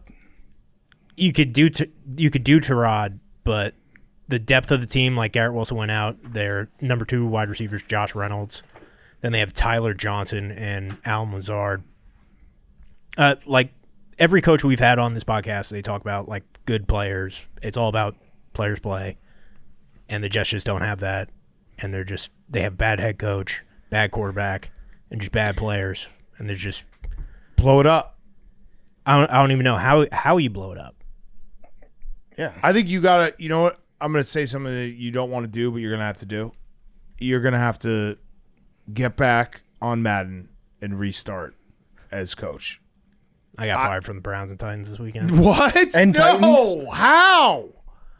They just don't give me a chance. How do you 1 year in? 1 year in. How do you keep getting jobs? What are you doing that's getting you fired so quickly? The Browns won. I had Shador playing well. We went 5-11. Okay. Fired. Titans, I did the opposite approach. Traded all my picks, got good players, missed the playoffs by 1 game, fired. Oh, no. I think I'm rebuilding the Raiders next. You got to get the Jets back. What goes through your head when the screen, when you finish the season and then it pops up like you've been fired? Just an audible fuck. That happened twice this weekend? Twice this weekend. What days? Was it the same day? No, Friday, and then hit the reset Saturday. Played an entire season at like 11 p.m. Wait, do you ever make it? Do you ever get fired during the season? No, it's always at the end. Oh, man. So at least you survived the season. Survived 1 season, yeah. Now, do you get to find out who they hire as a head coach after you? You do. So who have you been replaced by? It's always computer generated. Oh, okay. Oh, so not it's a real random guy. names. Not a That real actually hurts even more. You know? Yeah. You know what was really weird about Aaron Glenn is after last week, the media asked him, "Hey, have you thought about benching Justin Fields?" And he scolded the media for it. And he was like, "You know how this league is. Why would you even ask me a question like that? No, there's enough blame to go around. I'm not putting it on this young man." He got real indignant when it came to being even approached about Justin Fields. And then halfway through this game, he was like, "Yeah, we're going to bench him." Yeah, we got to get rid of this guy. Yeah, he's just digging his own grave, really. He scolds the media, talks down to the media, and then the media just kills him after every single bonehead decision. Yeah, it's fine to talk shit to the media, but then you have to back it up. Back it up a little. A little bit. Not asking for the world. The only thing I will say is the defense has played a lot better. Yeah. That's It's just true. now the offense. That's true. It just seems that every single week it's a different part where you just point at where it's just like, let's come together as a team, but it's just... Let's try to find the Jets win. Yeah, he said Justin Fields unasked about not getting in the end zone. He said, "How do I explain it? We didn't get in the end zone. There's a lot. I don't mean to be rude, but there's no explanation, to be honest with you." That's got to suck to be asked that question. Mm-hmm. Like, what do you want him to say? We suck. Like, that's just it. And Tyrod can move the ball a little bit. He just can't throw it deep. He was underthrowing everyone. He had 2 guys wide open. Yeah. You just can't reach him. There was a couple plays that were called in that made me think, I was like, oh, the offensive coordinator actually is good. It's just we don't have the guys for Yeah. the plays. You're right about the defense. They're the second team in the last 10 years to allow 13 points or fewer in consecutive games and lose both games. I would assume the Browns probably were the other team. They might be up there, yeah. Is Max just could've watching been- replays of that could've been the the Jets, Vikings failing to stop the tush push?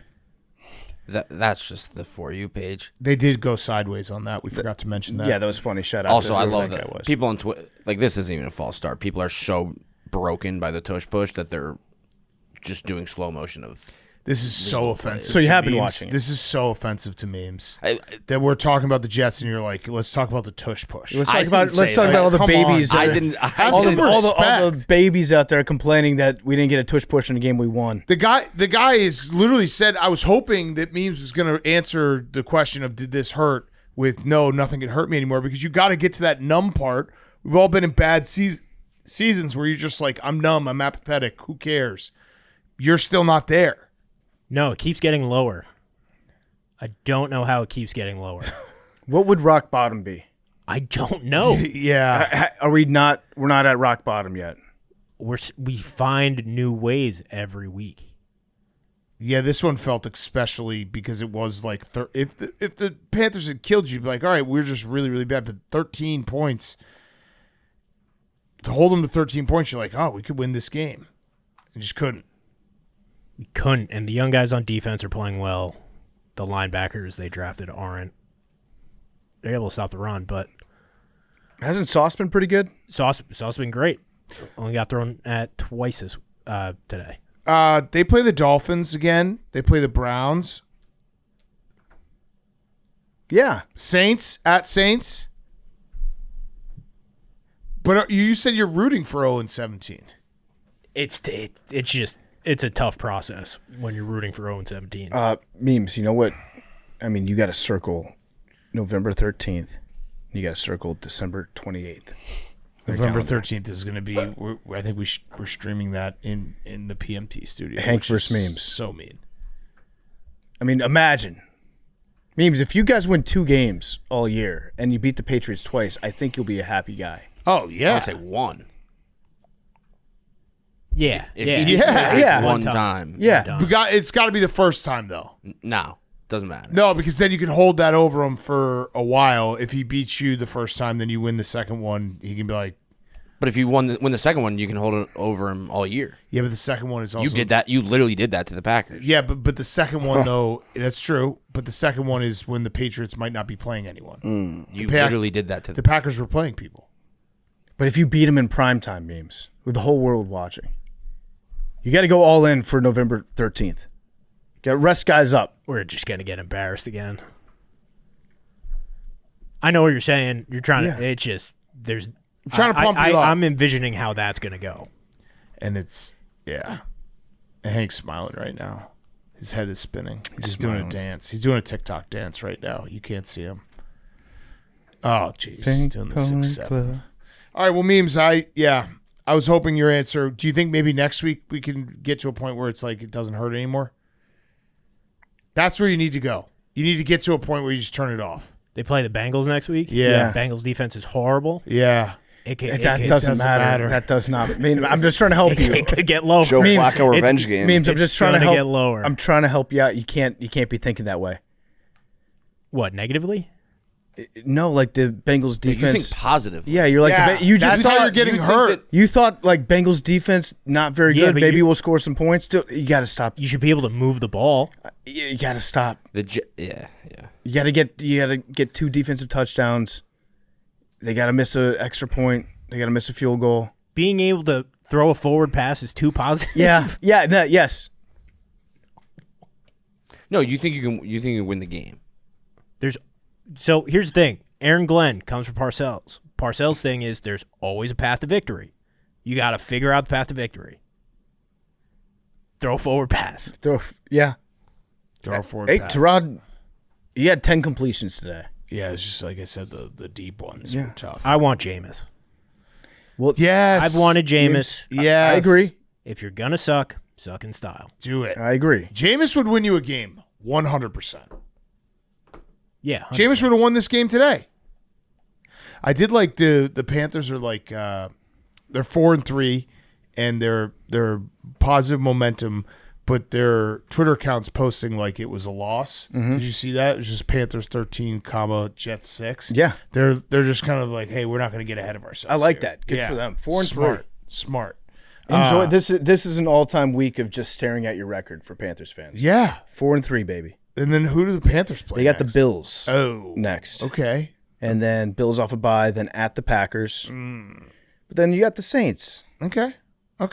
And as far as any divisional game, I could see the Panthers being competitive. They're at home against the Bills, though.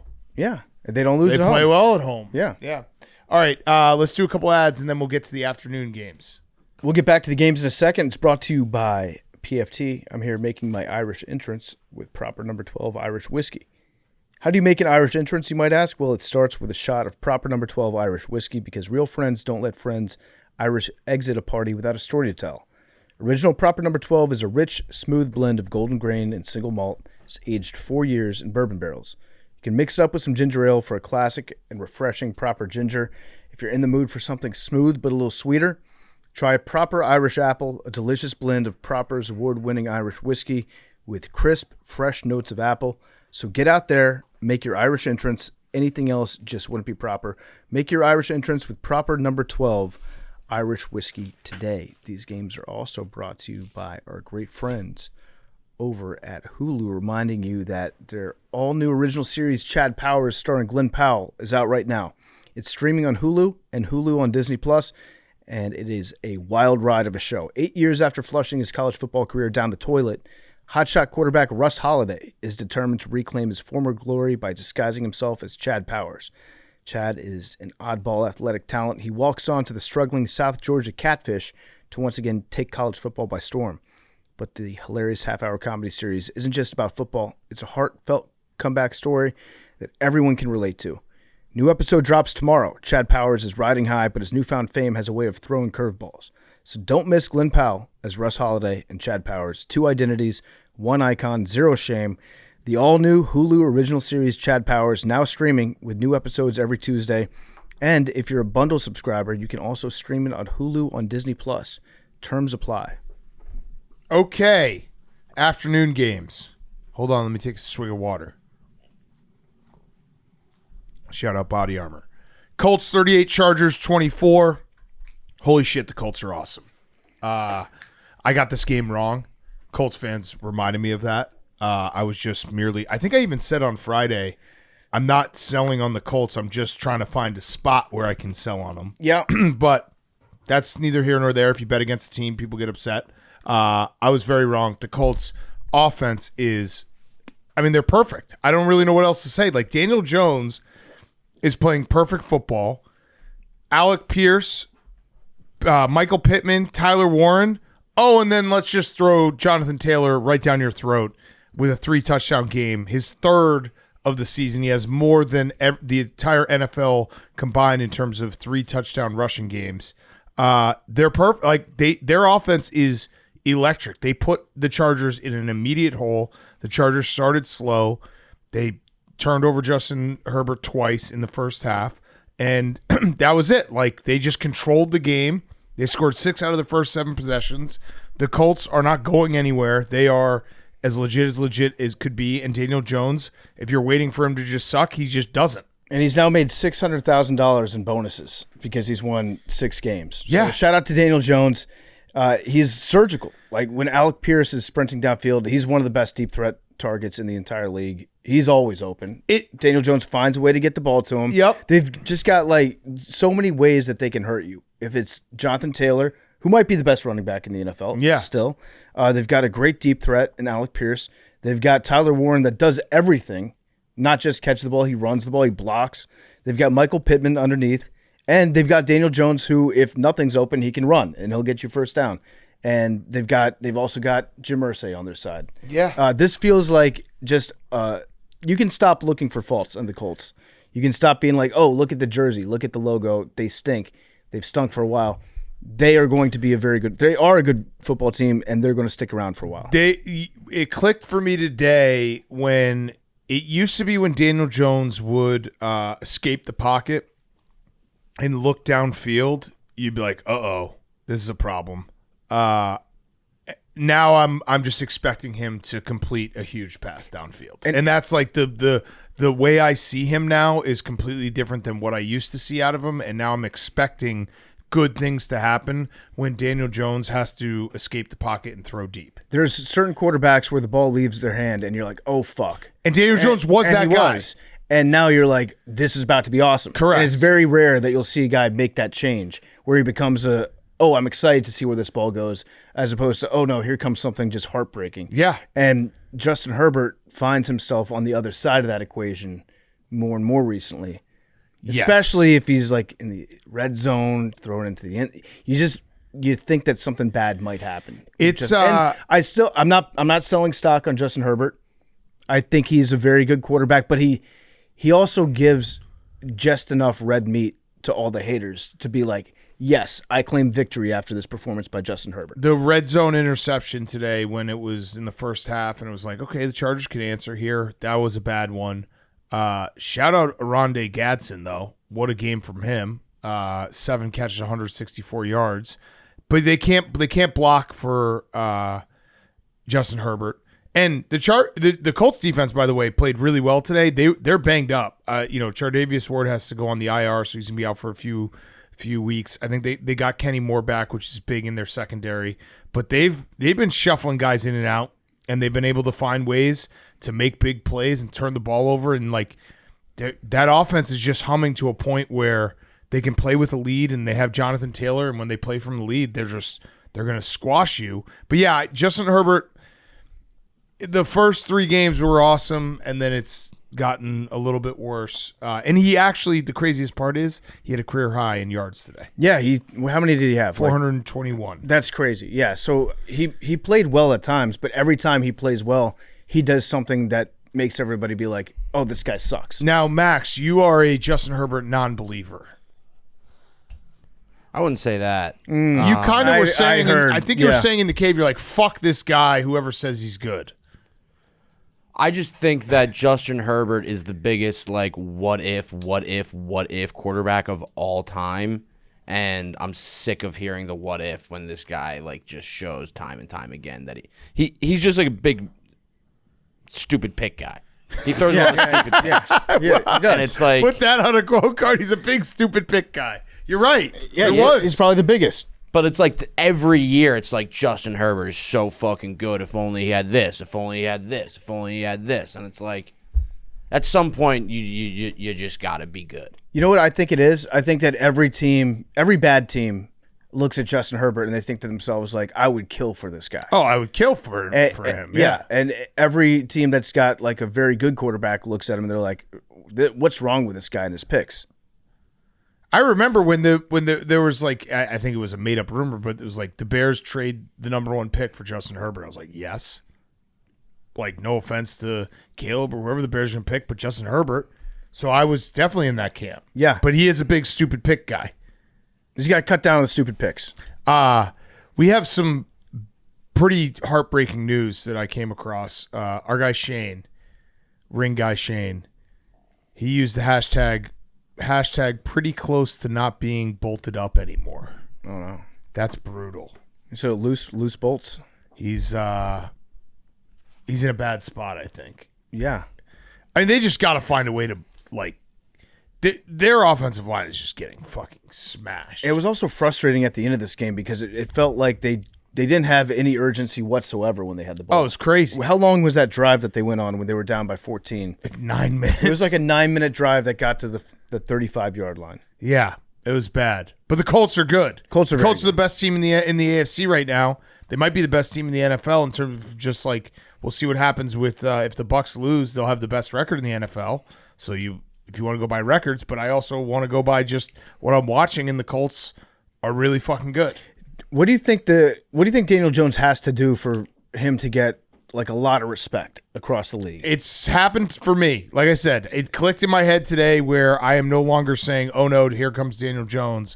And I'm saying, oh fuck, Daniel Jones is about to just do something sick. Because he's just so quietly good. Yeah. He's like Ben Affleck in The Accountant if there weren't any guns. And I thought this was the game that that the Chargers were gonna catch him. And I was way wrong. Way wrong. Yeah. I did nail the Browns game. These uniforms. Oh my God. Chargers uniforms. It was too much yellow. It was entirely too much yellow on my screen. The most unserious uniforms you could possibly have. Yeah, at least when the Jaguars did it, they added that like little bit of mustard, like spicy brown to it, so it looked like baby poop. Yep. They just were wearing piss. And they're getting clowned by the Colts afterwards, rightfully so. I think they had a tweet basically comparing themselves to the Minions. I don't know if the Chargers have watched the Minions. Like that's. Like, those guys do luck into a lot of awesome situations. I'd like to hear but they're also really dumb. I'd like to hear Harbaugh's thoughts on the Minions. He could probably dive deeper into that than we could. Harbaugh had a testy press conference where he was just doing avoidance on everything. Their defense got gashed today. I think Derwin James just said that. Like, we just got 40-pieced at home, and it wasn't close. Zach, are you a big Minions guy? I got nothing but respect for the Minions. Yeah. You like Kevin? I'm in all things Minion. Yeah, I like the Minions too. They're funny. They're fun. Yeah, yeah, they're very funny. But they're not an NFL team. No, Minions get smoked on the field. Yeah, bad. Although they would like luck into a touchdown somehow. Oh, like the flea flickers are hidden, the Hail Marys are hidden for the Minions. Yeah, but like the 3rd and 1s aren't hidden for the Minions. The opponent's dropping the ball at the goal line against the Minions, and then they're like, "Oh, we'll pick this up and run it the other way. Oh, we scored a touchdown. We won. We're the Minions." That That you could see that How it happening. would go, yeah. Yeah, The Minions. Memes? What are you gonna say? Are you a Minions guy? Memes? Minions are a great team. Yeah, no, they are. That's what I'm saying. Like, but they'd win this game. They wouldn't throw back-breaking interceptions like just. The Minions, they would luck into it. The Minions would not play smash mouth football. The Minions don't run the ball. They Accidentally, they're might. weak. They're weak. Yeah, accidentally. They're weak against the run. They could accidentally do anything, They probably run the most gadget plays. They're probably very good at gadget plays. but not actually doing. They would just happen by. I mean, I'm a big Minions guy, but yeah, they would accidentally win this game. I think that's fair to say. They would because never They punt. do that. Yeah, Jim Harbaugh was not. He was avoiding every question and did not seem like he was in a good mood. Maybe there's a chance Jim Harbaugh maybe loves Justin Herbert too much, where he's not going to do what Max just said and say like, "Hey, you're a big stupid pick guy." Like, let's face the facts. Maybe that he needs to say that to him. I think there's a decent chance that Jim Harbaugh was running scout team quarterback as the Colts quarterback this week, getting ready for it. Because I used to play for him. Let me just put the helmet on there. I'll do a better job than anybody. Yeah. For the record, I also know no stats on Justin Herbert's picks. So No, it could be wrong. No, you're going on vibes. It's a good stat. The vibes are Big stupid pick big guy. stupid pick guy. Big stupid pick guy.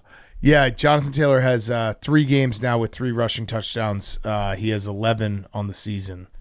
Games with 3+ rushing touchdowns, 3. The Jets games with 3 touchdowns, 2. What are you looking at? I didn't say Means it. I'm sorry. I It's didn't just I didn't mean it to be, but that's a stat. Like, that just show. It's more of Jonathan Taylor's so good. He's so fucking good. And he does the thing where he does the touchdowns. It's kind of like Saquon last year, where you're like on the 24. You're on the opponent's 24. You're about to be in the red zone. You're like, all right, here we go. This is where it gets tight. He's like, you know what? I'll just do it right now in one play. He also had, I think, the coolest touchdown celebration of the week when he got in the end zone and just started skipping. Yeah. That was pretty cool. Yeah. Okay. Yeah, we'll see what happens with I feel bad for Shane. When he's almost not ready to get bolted up. Oh, Memes, you don't like that. You don't think I should be feel bad for Shane? No. He's almost Why? not bolted up. You got a winning record. You got a franchise quarterback. Nut up. You lost to a good team. Yeah, that's true. That's a good point. I think it's more that they started 3-0 and they have looked bad since. Injuries happen to everybody. You got Nut up. Nut up. So we got to stop bolting Nut up. up and we got to start nutting up. Meme just keeps saying back here is like, you guys wouldn't last a second in my shoes. It's probably true. PFT's moping around about his quarterback being injured, but like, you have a franchise quarterback. We'll get to that. Thanks, Memes. Yeah, we'll get to that game. Makes me feel We'll better. get to that game. Hank, you can shut the fuck up right now with that sigh.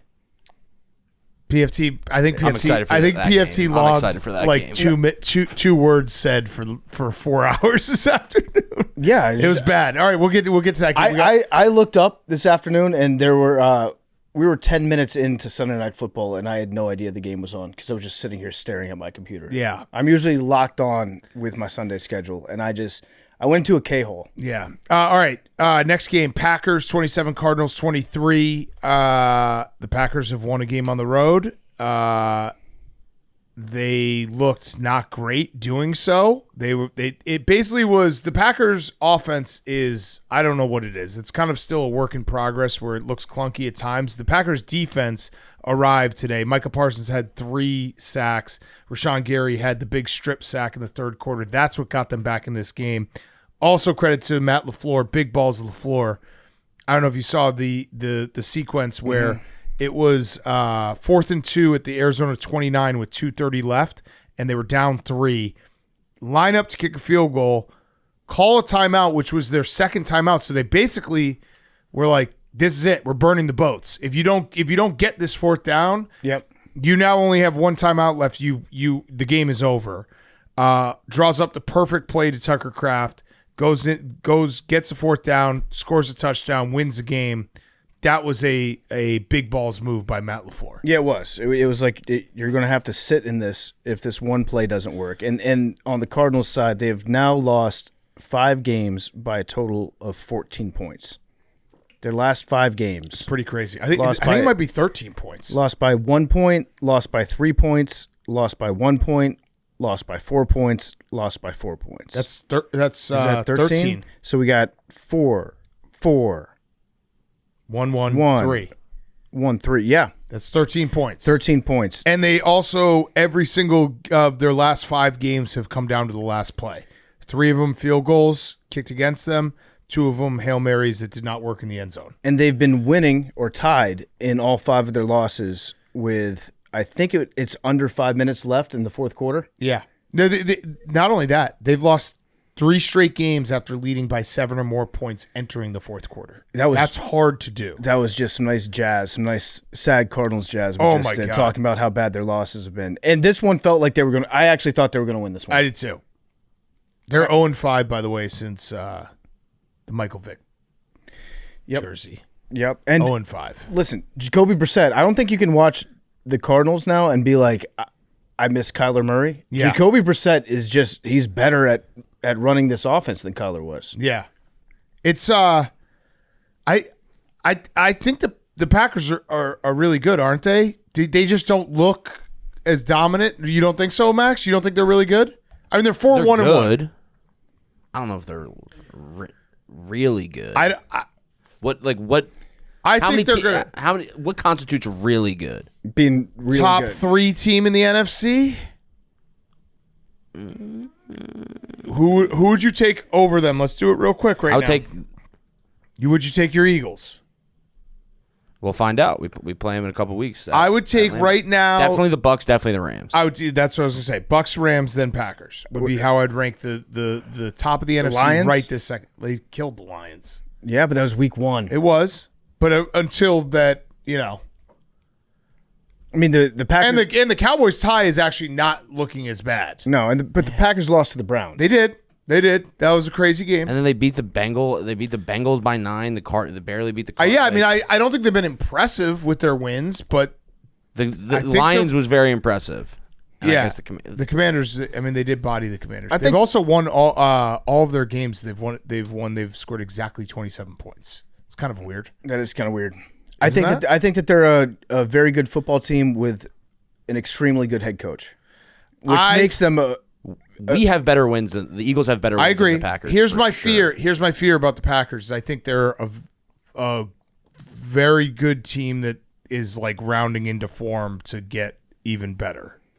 Do you know what I mean? Like they're going through the bullshit, like figuring it out, and they're gonna figure it out, and their offense is gonna look really good at some point, and it's gonna be like, fuck, They're starting it to- happened. And Micah Parsons 3-sack game, like it's gonna start happening. they're starting to find Golden too. Yeah, they're not a finished product, but they're gonna get there, and then I'm gonna be like, God damn it, I knew it was gonna happen. Yeah, what's scary is they're a good team that's getting better. Right, and they're not, and their wins are not like they're not blowing teams out yet. This is all fears I'm just saying out loud. That's where I'm worried. I think they're a very good team. I'll say it. They're a very good team. Packers are a very good team. I won't go very. Eagles good. are better than the Packers. Okay. Neutral- There you go, Max. neutral site. I need you to feel that way. You need to I'm fucking just beat looking, them up. looking at the two teams that I said that are better than the Packers. The Eagles have fucking beat. Yep. Yeah. So what also lost am to I the talking Giants. about here? So And they the lost to the Broncos. Browns. And the Broncos. The Brown. What are the Browns better than the Giants? No, probably not. they're not. Probably same. yeah. Probably same. They're probably same. Yeah, they're probably same. But the Giants killed you. When our entire defense was out. True. Thursday Good night, point. too. Good Yeah. counterpoint. Thursday night. Thursday night Weird. doesn't count. Yeah. And they were bummed about the Phillies. Yeah, everyone was bummed about the Phillies. Imagine if Sirianni had said that after the game. Yeah. Vic Fangio is a huge Phillies fan. He's like, he would start his Monday press conference every week of like what the Phillies' magic number was to like clinch the playoffs.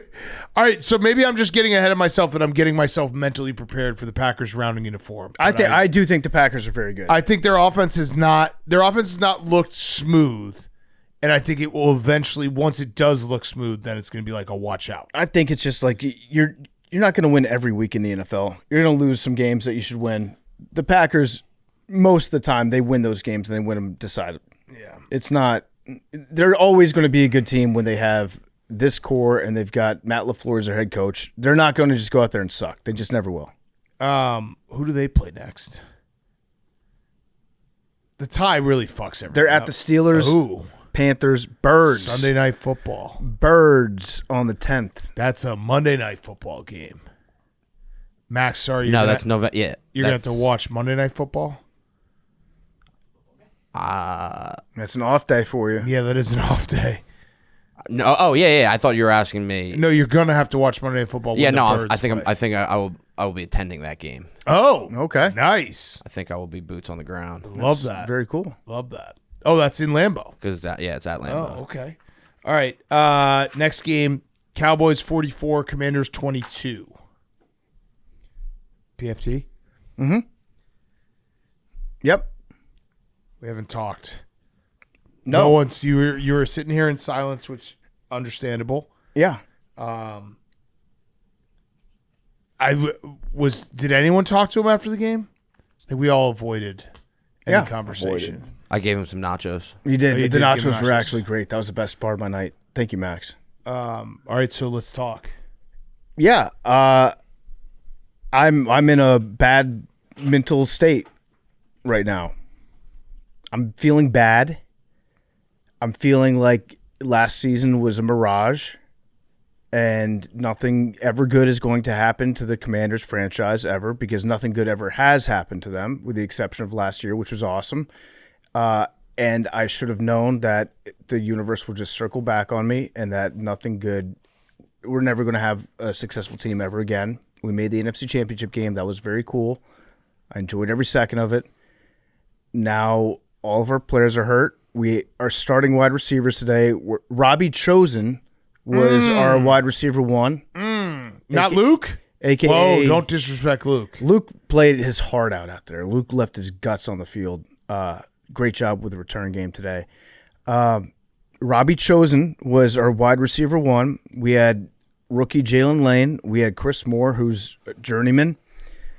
The offense sucked. It didn't look like football.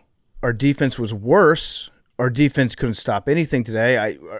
We just won't be able to stop anything. The Cowboys just had their way with us. Jaden Daniels got hurt, and for a second I thought it was Dunzo. I thought ACL. This is what I've prepared myself for mentally. Every time he gets hit, I think something bad's going to happen. Something bad did happen to him. I think it's just the hamstring. He might be okay. I don't know how long he's going to be out. Marcus Mariota came in and Give a thumbs up. and he gave a thumbs up. And I have tickets to Arrowhead Stadium next weekend for Monday Night Football, where now I guess I'm going to go watch Robbie Chosen and Marcus Mariota get their shit pushed in by Patrick Mahomes. Whoa. Marcus Mariota, didn't he win a playoff game in Arrowhead? When he threw the pass to himself? Yeah, I remember that. Yeah, so he's got There you go. He's got experience. Come there. on. It was bad. It was the offense looked completely disjointed. But most importantly, here's the problem: our defense is bad, and we have a lot of old, slow players that play out there for us.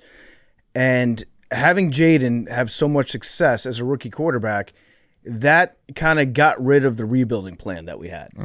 Because you got to go all in if you have a good team. So Adam Peters was like, fuck it, let's just go all in. We'll trade away some draft picks. We'll try to get some weapons. Let's try to win right now. Let's get Lattimore at cornerback. And in reality, Jaden just covered up for a lot of bad stuff about the team last year. Yeah. Which I said going into even like the end of the season, like I don't think that we're a very good team. We're just pretty good. And then Jaden is just able to make stuff happen on his own. We're deep. We should be deep in a rebuild, but we're not. And that is a problem. That's going to be a problem moving forward, I think. It was bad. You saw the game. Yeah. There's not a lot to be I'm starting to just think that everything that ever good happened last season is just, it was nice. I had the time of my life. 2024, what a magical run that was. I was so happy. I was a happy boy. And then reality set in. And then Jaden started to get banged up. And then I realized, same as it ever was. Yeah. And that's where I'm at right now. What's the the Jaden injury sucks. Yeah. And this is the second one this year where he's been banged up and is going to have to miss time, which sucks. Where are you at? Like, I mean, he's got to. I guess we got to find out what it is. I think it's a hamstring. Okay, And so just wait till he's all the way healthy. Don't risk it. Right, but he's going to want to play. yeah, right. But you But don't want to. if it's a hamstring, I don't know. I don't know what's going to happen. I'm this Monday night against the Chiefs is just going. It's going to be the saddest trip that I'll ever go on. Yeah, Like I'm going to have to plan my flight, my hotel room. wait, you haven't bought any of that Well, stuff? I do, but I got to go through the whole thing of getting ready to travel on the road, go to the airport, pay money for an Uber to take me to the airport, fly on a smallish plane, a regional plane into Kansas City, go to a tailgate, endure people being like, hey, we're about to kick your ass today, then sit in my seat for an hour, getting my ass kicked, and then go back probably pretty drunk to my hotel and then go to sleep, wake up early in the morning on Tuesday, fly back, walk through the airport in Kansas City after just getting my ass kicked, land in Chicago, and then get into a cab driving directly into the office where I will then have to talk on part of my take yeah. about how I just got my ass kicked last night. That's what I'm looking at right now. Okay, Whose so line is it anyway? well, in that game? here's a positive spin zone. you It looked? sounds like you might not have bought the flight. Just don't go. I did buy the flight. Are you sure? I got the flight. Yeah, You got the hotel? I got the hotel. You sure? Yeah, got all that. I bought like the best seats I could possibly find because Shout out game time. shout out Game Time. I used Game Time, and I was like, you know what? This is going to be a torch passing game. Mahomes. He against- might play. He gave a thumbs up to his Jaden. mom. He did. Also, shout out to his mom. His mom wants people to stop saying RG3. You're manifesting that. Just stop His saying. mom that. said that. There's a difference. There's a She difference. tweeted, I wish you would stop manifesting RG3 on my son. Words are Yeah. powerful, and that's all that's talked about. Yep, I agree with Miss Jackson. The replies are I also not feel like pretty. she should maybe just not have a Twitter account. It's not pretty. She It's should not just- a pretty scene in the replies. She's in a lot of stuff. Did you see she got to catch up with Tom Brady before the game? No, I didn't see that. Oh, beautiful She's- moment. she's They had in a lot nice, of nice warm things. hug. They caught up. Yeah, That's good. That's good that they caught nice, up. nice warm Mike embrace. Florio said early indications are the Commanders' QB Jaden Daniels' injury is nothing serious. Okay, that's good. That's good. I mean, even if he does play next week, I don't know how you can win a football game with those receivers. How I did just he don't. look before he got injured? He actually didn't look bad. The fumble that he had when he got injured, that was a bad play. He was throwing the ball pretty well. I think they had 3 or 4 drops. And the Commanders also lead the league in drops now, which is not helping things. No. But I don't think he looked bad. He was running pretty effectively. He was pretty accurate. It was just mostly like the game started, the Cowboys scored right off the bat, and we were just playing catch up. The Cowboys' offense is awesome. It's very, very good. CeeDee Lamb is back. He had 110 yards and a touchdown just in the first half. Jake Ferguson is awesome. I mean, we know George Pickens, Javonte Williams. They're just loaded on offense. They're a fun team to watch. How much blame do we put on Jerry O'Connell? I mean, a significant amount, obviously. He released a video if you want to play it. Yeah. Because he did say in the fantasy preview that Jaden Daniels was going to break all the records and was going to have like a out of this world year. Can you find that, Max? The video he just put out. He said he's already moving off. He also did like a Valley Girl accent just out of nowhere, but not as like a bit. I think he's hanging out with his daughters too much. And Kelly Stafford. Yeah. We're done with Jaden. We hope he's okay, but I want to apologize to all the AWLs for saying in my fantasy preview back at Camp Barstool that Jaden was going to break all records, and this was going to be a big season for him. It's just not happening. We have Dart on the bench, and the Giants are the future of the NFC East. It's What time was this recorded? Somewhere in the hope fourth he's well. quarter. He gave the thumbs up to mommy there, but we're moving on, PFT. We're moving on. Oh, Yeah. just broke up with you. Well, no, he's saying that because Jaden's hurt, obviously. So he's not going to start Jaden next week. But he's going to come crawling back to Jaden the second he has a good game. I'm trying to figure out When does that's- Terry come back? I don't know. Noah Brown. At least he got think, paid. I don't think Noah Brown lives in the state of Virginia anymore. He hasn't been around. Terry, obviously being hurt sucks. Debo was very clearly hurt in Monday Night Football. I don't know. We just don't have anybody to throw the ball to outside of Zach Ertz. Luke. Luke. They didn't look at Luke. Disrespecting Luke. They didn't look at Luke today, and Luke was out there just fighting his dick off for you. Couldn't get even a sniff. Mentally, I'm a puddle. I just melted into a puddle today when Jaden got hurt, because you do go back and you flash back and you think, if your team's never been good, you think, oh, nothing ever good is going to happen to us again. I still completely believe in Jaden long term. I don't think that the RG3 comparisons are accurate at all, because Jaden, his rookie year, was way better than RG3 was his rookie year. RG3 had like 6 good weeks. He was injured for a little bit. What Jaden did his rookie year, and what I've seen out of him, he's still a very, very good quarterback.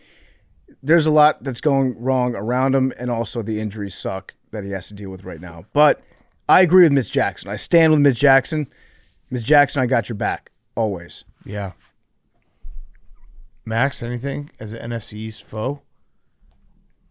I don't have much to say. I don't like to see my friend upset. I don't like this. I don't like the vibes. I want you guys. You asked me a question. I answered the question. I want you guys to be antagonistic. I want to get mad at somebody. I put the Commanders in the hungry dog. You're making me mad about the pity. I was that's riding you're with a bad the Commanders. Yeah, no, clearly that was a huge mistake, but I really believed in them. You put the Cowboys in the hungry dog until the line flipped, and then the Commanders became the favorite or the underdog, so you switched them. Meme said he wants to get you mad. Get me mad, because yes, I've been sad. I would rather be mad than sad. It has been sad. Like he's been. I walked in here, I don't know, like 6 o'clock. He was just sitting by himself, just not talking. I looked at Tankathon today. Oh God. I looked at Tankathon. I know. I just did. You said you don't care about the Patriots, you only care about me. But is the fact that the Jaden came before Drake May? Have you thought about that at all? Has that even crossed your mind? The thought that I have is that a million times out of a million, I would take Jaden over Drake May. A million times. Okay, good to know. Yeah, a million times. What about staying on the field? It would be a positive step if he could. Memes, go ahead. You want to get him mad? No, he's just stealing my whole flow. So get him mad. Memes is a sad guy. You got a new owner. You got a new quarterback. Yeah. I love your own thing. Yeah. I love having. Get him mad. I love Dan Snyder. Get him mad. Here's something good. Dan Snyder's yacht ran out of batteries and went adrift out in the Atlantic Ocean last week. That's fucking awesome. That is awesome. Yeah, he had to get towed in by a little puny tugboat. Loser. Yachts use batteries? Or his engine or whatever. You remember that one that ran out of gas? The one that ran into the bridge? That's what happened to Dan Snyder out in the middle of the Atlantic. Awesome. Got it. Yeah. So that kicked ass. No, you're right, Memes. I have a lot to be thankful for. Get him mad. That's all I had. No, but I'd rather be mad than sad. I don't like that Max, you guys are like, oh, is he okay? I'll be okay. Max, I'm allowed to be sad after a loss. Above Jalen Hurts. Yes. All offseason. That's fine. He's backing his own guy. Yeah, no, I know, but you could. I don't know. The Commanders don't look very good right now. They're not good. They don't look. Their very defense good right is now. old. Are you worried that the Bears season completely collapsed after they lost to the Commanders last year, and that this year that might happen after the Commanders lost to the Bears? I too read Twitter replies, Hank. Here we go. I'm not. I'm not concerned about that at all. I don't think that there's a weird voodoo curse that's going on between a game between the Commanders and the Bears that happens every year. But it is now looking. It's one loss. We lost to the Cowboys. We're probably going to lose to the Chiefs. Yeah, and then we got the Seahawks, and then we got the Lions, and then we get to go to Madrid. Then we get the Dolphins in Madrid. It's a very hard schedule, and our team's bad. Did you read the Twitter replies to Miss Jackson since you read Twitter replies? No, I didn't. Out of respect to Miss Jackson. You didn't? I thought you read Twitter replies. Out of respect to Miss Jackson, I don't think that we should. You have an intimate relationship with him, which is really weird. We can say whatever we want about your boyfriend. He loves his mom. What can I say? I'm reading the Twitter replies. I read Twitter replies. Yeah. Well, you already read those.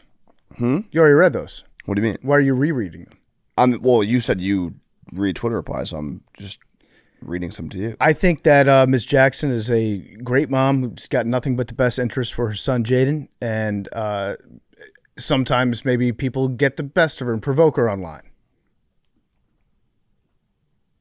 Your son is injury prone. Tell his skinny ass to get his weight up. Thoughts? He's got a skinny ass. Like that. Actually, like if Jaden came, if he just, you know what he needs to do? Spend the off season, just add like 30 pounds of anything. I also don't think he's injury prone. We're not there yet. Yeah. We're not there yet. We're not there yet. We're not there yet. He broke a rib last year. Oh, Max, you disagree. I'm looking at your face. I mean, I think you can only be judged off of your. He's got a sprained knee this year, and then he pulled his hamstring. Correct. Yeah. Injury prone. We don't know if he's going to miss any time though with the hamstring. It's true. If he misses time, yeah, injury prone. That's 3 injuries now in 2 years that have caused him to miss time. Injury prone. I mean, he can, I guess, change Get the his weight narrative, up. but now the skinny narrative ass. would be injury prone. I would like to see his ass get a little thicker. There's one way to realize how injury prone Jaden Daniels is, and that's you watching him run the football. What do you mean? That every time he runs the football, you're just like, oh, I did that before he got hurt though. Be healthy. I did that week 1. Also, Dak Prescott needs to buckle his chin strap tighter. He's getting calls for face mask just because his helmet's flying off. That's on you, Dak. Yeah, fuck Dak. Did you see RG3's tweet about this game? I did not. That did not come across my desk. I'll send it to you guys. Why don't you just say it? It's a podcast. Well, it was a picture, so it's tough to say a picture. I bet it's a hilarious It's a picture. meme. Yeah, it's a good meme. Does it involve a croissant? It does not. You want me to pull it up? Yeah, pull it up. Dear football fans, this is. Oh, wait, no, that one. This. He loves to do the safe space Oh, it's a picture of him reacting to the Cowboys score. score. All right. Are the Cowboys? Wouldn't you want a quarterback from your old, like, wouldn't you want him supporting the Commanders? Your golden boy Tom Brady left your team and went He would down to Florida. He would won a Super Bowl. never post a meme with a shocked face if the Patriots got blown out. Wouldn't you want, against like, a division rival? Hypothetically, if you had like an Ever. all-time legendary coach, you would hope that he did not leave and then completely forbid his new team on posting anything about your old team. Allegedly, yeah. Yeah. PFT. I rules. think everything's going to be just fine. Jaden Daniels is going to be fine. And Debo and Terry are going to come back. And then you guys, you know what? Here's what I think is going to happen. I think you guys are going to be the team. I think you're going to be the team that, like, maybe people will bury you in the next 2 weeks. Probably 3. Probably 3 weeks, yeah. And then you'll be like, watch out. Here come the Commanders. Yeah, I mean, that could very well happen, right? It honestly could become a problem for America. Right, like, because we've got Monday Night Football against the Chiefs. I think the Seahawks is a primetime game too. Yep. The Madrid game. Yep. Like there's going to be a lot but of I can Commanders see you football. guys being the, watch out, here come the Commanders kind of team. You know, like where it's like, oh yeah, we forgot because Jaden Daniels got hurt and they lost a couple of games. Watch out. We might get healthy at the right time. Yeah, that type of situation. Things were so good when we beat the Chargers just a couple weeks ago. We scored 27 points. We used the Packers formula. It is true. The whole like rebuild comment is true that like Jaden Daniels was, if you can fault him with anything, he was maybe too good year 1. Yeah, because it's like you went all in on like an old defense. You're gonna have to just get younger on defense. We need probably 2 new linebackers. We need a new safety. We need a new cornerback. We need tight end to step up. I don't know why they don't throw the ball to Ben Sinnott.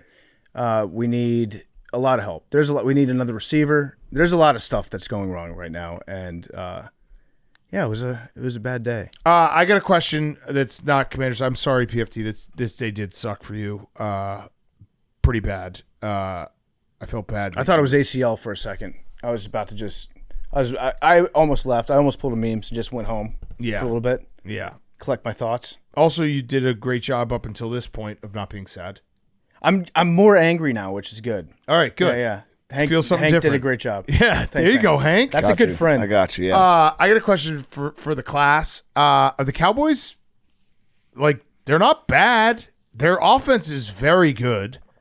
I don't know. CD's back. What? CD's back? Like, their defense is bad, but there's something. Cowboys, I don't know. There's just something about it. It's like they're going to be in every game. Yeah, Dak is playing as good as he ever has, and when he's got those two guys, it feels like there's not a lot that can stop him. Yeah. You can maybe take away CD or Pickens. I was almost right about the Pickens ejection, too. Lattimore got in his face a little bit, and they wanted to fight. Yeah. It got broken up. Oh, I got this for Cowboys fans. You're playing the Broncos next week. That's a gateway game right there. I gave you the Bears gateway game when it was against the Cowboys. If the Cowboys can beat the Broncos, they would then be, 4-3-1? And they have very winnable games against the Cardinals and the Raiders coming up. That could be a very quick. If they can somehow beat the Broncos next week, we could look up and the Cowboys could be 6-3-1 going into a huge game against the Eagles. Yeah, I think that this season has now become. I don't think that the Commanders are going to make the playoffs anymore. I don't see that coming close to happening with the schedule and how we're playing. But I do see the possibility of the Cowboys getting good enough for the Cowboys fans to believe in themselves to then get hurt by the end of the season. There you go. So yeah, we're rooting for the Cowboys against the Broncos to get the 6-3-1. Yeah. Okay. Last game.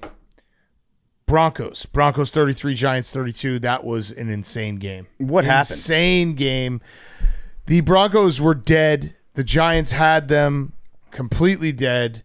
And then the Broncos scored 33 points in the fourth quarter to win the game in the fourth quarter. NFL teams have won 1,602 straight games when leading by 18-plus points in the final 6 minutes. The Giants blew that one. The Broncos, it was insane. It was just absolutely insane. They're the first team in NFL history to score 33 points in a fourth quarter after being shut out in the first three quarters. I can't imagine the sample size is that big for that, but still, that's how crazy it was. They broke NFL history. Bo Nix basically sucked for the first three quarters. They couldn't do anything. And then he's like, hey, wait a second, I'm Bo Nix, with a little assist from Jackson Dart in a terrible interception. It was an incredible, what a game. What an insane game. This was a Tim Tebow game. Yeah. It was a carbon copy of Tebow Mania. But it should have been Jackson Dart that got the Tebow Mania. Bo Mania. It was crazy at the end. Like it felt like the game slowed down for Bo Nix. He was running. He was scrambling effectively. He was finding open guys. It was just a completely different looking team in the last 3 minutes of their offense than it was for the previous entire game. And the Giants, they blew this game. They blew it. Jackson Dart can't throw that pick. Also, Brian Dable, you went conservative. That drive where he threw the pick was run up the middle, and then Jackson Dart get us a first down. He threw a bad pick that flipped everything. And then at the end of the game, when they go down the field, they got maybe a questionable pass interference call to get on the one to score. They got two questionable calls. Yeah. The pass interference and the roughing the passer. And the roughing the passer, you're right. Yep. And they score. Their kicker, who's their backup kicker, Graham Gano, I think is still hurt, missed his second extra point of the day, so it makes it a 2-point game. And then they didn't rush Bo Nix at the end, and Bo Nix, I think they dropped 8. He was able to find big chunk play. They had 33 seconds left. There was some also freaky numerology going on because they did a statue for Demaryius Thomas. He passed away when he was 33. They scored 33 points in the fourth quarter. They got the ball back with 33 seconds. The start of the comeback was the Broncos scoring a touchdown in a 2-point conversion, which is 8. Then another touchdown in 2-point conversion, which is 88. It's Demaryius Thomas's number. So there was some cool stuff there. And a crazy, crazy game. The Broncos are good. The Broncos got to stop fucking around because they did this with the Eagles too, where they were down all game and then they just woke up at the end.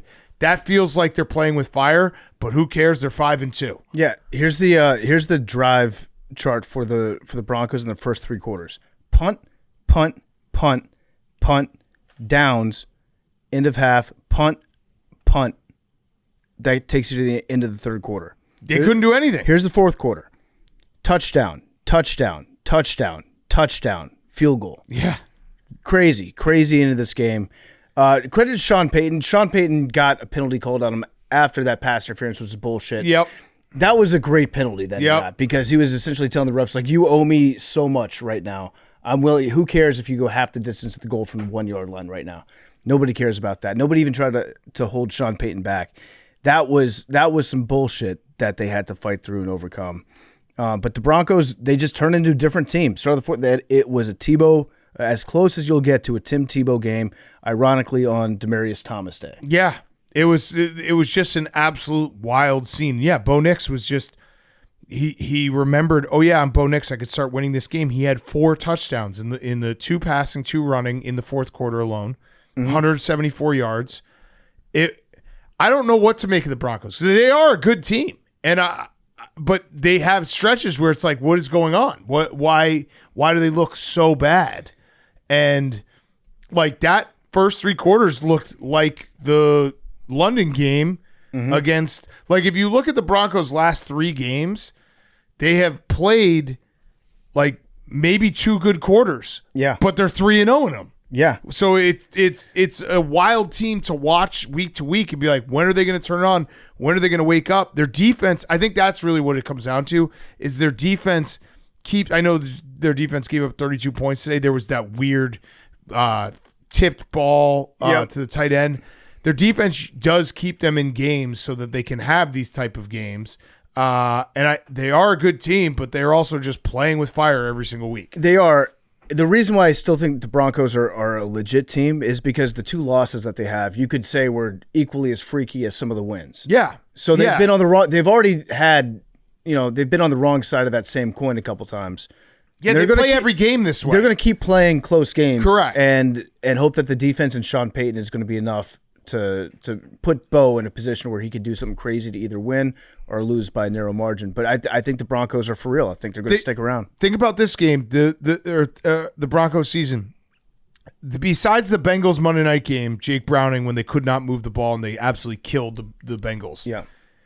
Every single game that they've played besides that game, it was like a true coin flip. Even the Titans week 1, remember that game? Yeah. Like the Titans, if they didn't just completely implode, they only lost by 8. The Titans were up, I think, at the end, or they were like, it's a 1-point game in the fourth quarter. The Broncos just play the ultimate coin flip games, and it's just which side is the coin going to flip to today. Yeah.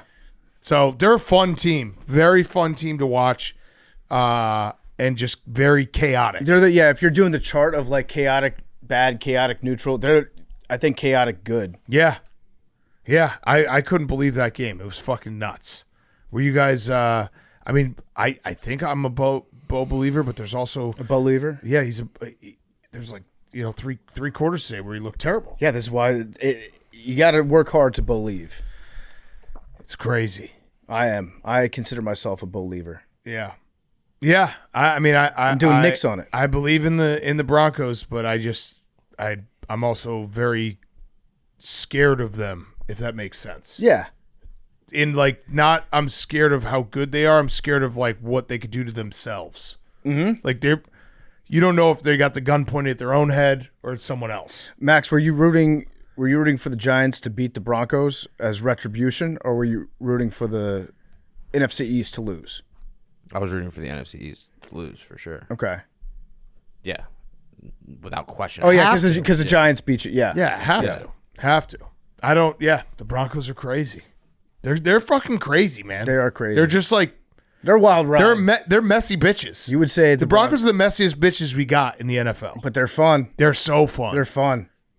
They'll remember them. Fuck you crazy, and then they'll freak out about a text message and get in a fight with you at a bar for the entire night and ruin your entire night. Yep, you'll leave them, and then 20 years later, you'll think back about this Broncos team and you'll smile because they rocked your world. They'll give you the best time of your life, and they'll be like, "Were you fucking looking at her? Mm-hmm. What the fuck?" Yep. And then just ruin the whole vacation. You're never going to tell your future team that you one year had a fling with this Broncos team. Yeah. You're going to leave that off your body count. You'll be at a hotel getting your key card and say thank you to the woman behind the desk, and they'll be like, you fucking wanted to hook up with her. Yeah. And that will be it. That will be the whole weekend. We'll be gone. That's the Broncos. They're fun. They're so fun.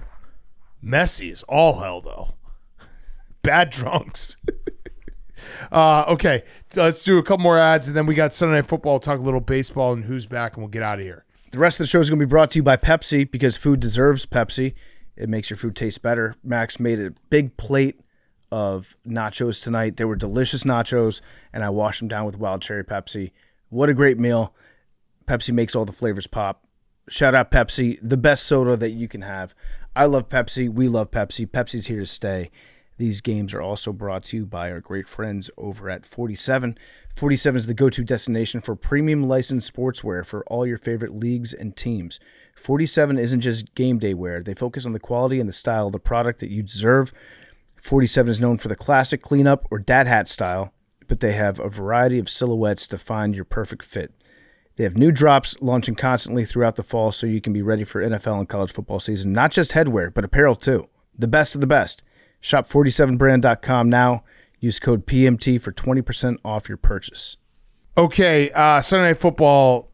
I have the Roback question for you guys. RHOBACK.com, promo code TAKE, 20% off your first purchase. Q-Zips, polos, hoodies, joggers, shorts, Roback.com, promo code TAKE. My Roback question is this the best coaching job Kyle Shanahan has ever done? The Niners beat the Falcons. What was the final score? 20-10. And everyone's injured still, although they're getting some guys back. Kittle came back. Mac Jones is still their quarterback. Is this the best job? I don't know. He got Jimmy Garoppolo to a Super Bowl. Okay. All right. We're just going to throw it out there. But I know what you're saying. It's crazy how this basically is a reverse where the last year the Niners had the season from hell. They got everyone injured. The season just went to shit. This year, guess what? Everyone got injured again. But they're 5-2 because they still have Christian McCaffrey. They have Christian McCaffrey. Big deal. I think he was awesome tonight. Were those their two first touchdowns by a running back this season? Or did Christian get one running? I think he got one week? last week. Yeah.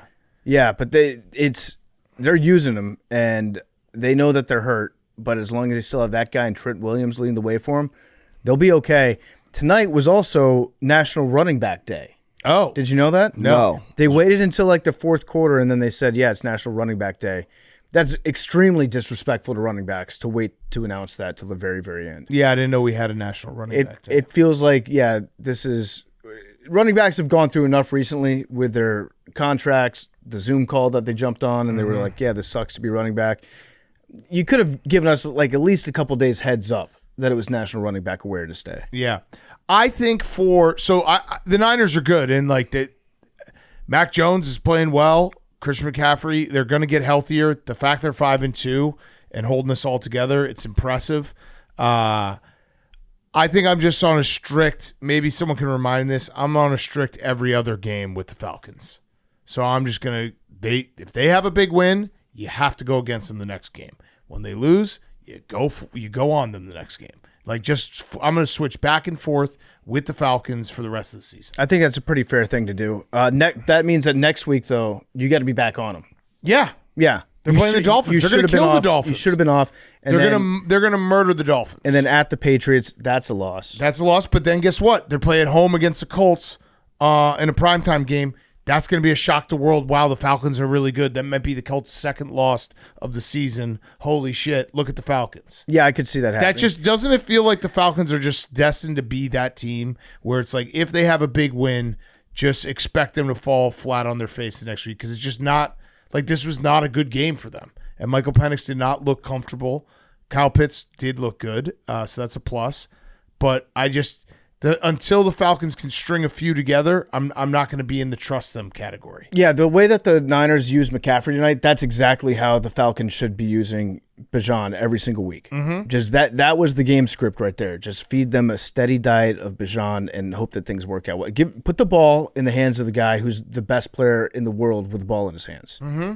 Yeah, facts. Yeah, they've won. They lost their first game, won their second game because they lost to the Bucs. It was like, oh, same old Falcons, even though it was a close game. Then they dominated the Vikings on national television, that Sunday night game. Then they got dominated by the Panthers. Then they beat the Commanders. That was with Mariota, though. Yep. I think they had a bye week. then they came back and won, obviously, against the Bills last week. And everyone was like, myself included, was like, I think the Falcons are for real. And then they fall on their face in primetime against the Niners. Well, you know what? As bad as the Falcons looked at times, they're not that far away, even in the ugly game. No. Like, they had 2 fourth downs. Well, the Panthers game was bad. Yeah, but in this game, I mean, like, they had 2 fourth downs they got stopped on, probably made the difference in the game. They had a terrible offensive script and game plan. And you only lost by 10. Yeah, it just felt like they never had a good flow, except for I think they had one drive. It was that drive in the third quarter when they came out. I guess that, Hank, they are the third quarter Falcons. That third quarter drive looked good. Every other drive just didn't look like just a lot of third and longs and a lot of dumb penalties that would put them back. So yeah, I think that's my strategy for the Falcons. Yeah, not the worst loss that you could have had. It sucked. If you're a Falcons fan, this is one that you were like, okay, if we win this, then people have to respect us. Mm-hmm. I don't think people have to respect the Falcons right now. That was my fault. I already respected them. You respect them too fast. Yeah, I went too fast on respecting them. Mm-hmm. Should we talk a little baseball real quick? Because Friday night, Shohei Ohtani submitted the greatest game a baseball player has ever played.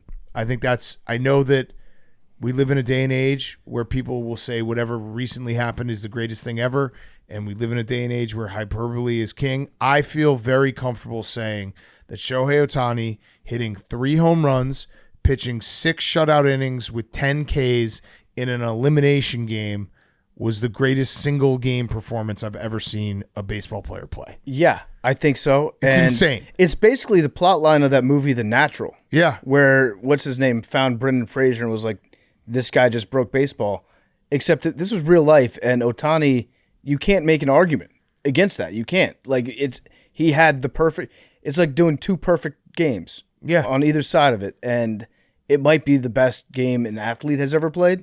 Max, you're a baseball sports? guy. That was, it is. That was the best game I've ever watched.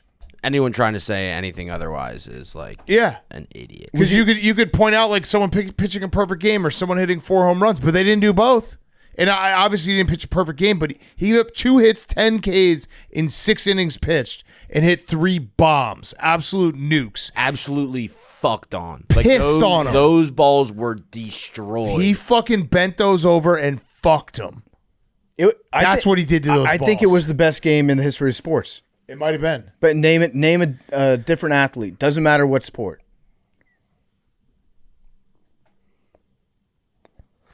I mean, you can. I don't know. I don't think you can. Like, I'm thinking about I have a question. Yeah. Hank.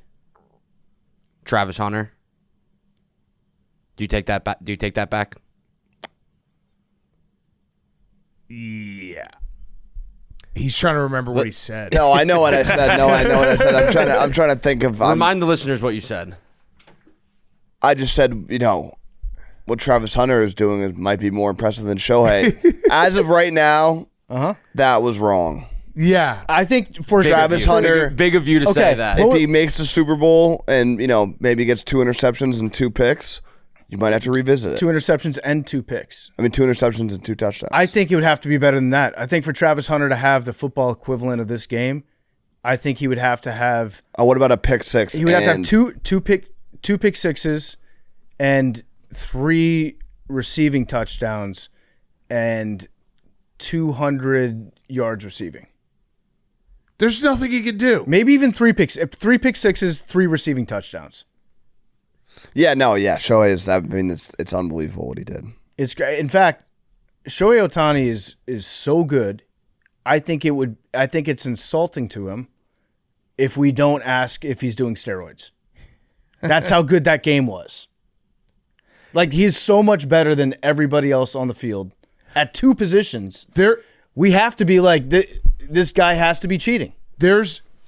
Baseball's been played for 120 years, whatever the fuck, 100, however far back you want to go. They've been playing it forever. There have been 12 times in the history of baseball that a player's hit 3 home runs in a playoff game. Shohei Ohtani also pitched 6 scoreless innings with 10 strikeouts. Mm-hmm. It's fucking unfathomable. He was hitting like 120 going into this game, and he won NLCS MVP, and everyone was like, yeah. Yeah. Yeah, you got to give it to him. Because of that He game. was dog shit going into this game. And they were like, yeah, that was so insane. It is the perfectest game. And the Dodgers were I think well, actually, I want to say something about the Brewers. The Brewers are fucking sad sack losers, pieces of shit. They didn't even have a fight. They didn't fight. They had nothing. They had the lowest batting average ever in a series. They had 118 they hit. Lowest OPS. Fewest. They had 14 hits in the whole series. How many runs did they end up scoring? They have like 4 runs I don't in the know. entire series. 4 runs. They 4 scored runs. exactly 1 run in every 4 game. runs. Ugh. Worst 4-game stretch ever in Brewers history, regular or postseason. It's just like they broke every record. They just they had nothing. The Dodgers just steamrolled them. Mm-hmm. And I know the Dodgers are really, really good, but still, they steamrolled The them. Dodgers also got their rotation back to a good spot. Yeah, they did. They shit pumped them. The Dodgers are just the best team. They're the best So team in baseball. I'm wondering, like, I know I want to phrase this correctly because obviously I'd feel differently if the Cubs had lost to the Dodgers. And the Cubs, the Cubs could have got lost just like the Brewers. So I know it's loser talk because the Brewers beat the Cubs, and every Brewers fan could say, "Hey, we beat the Cubs." But that was an uncompetitive series, start to finish. I think we can all agree on that.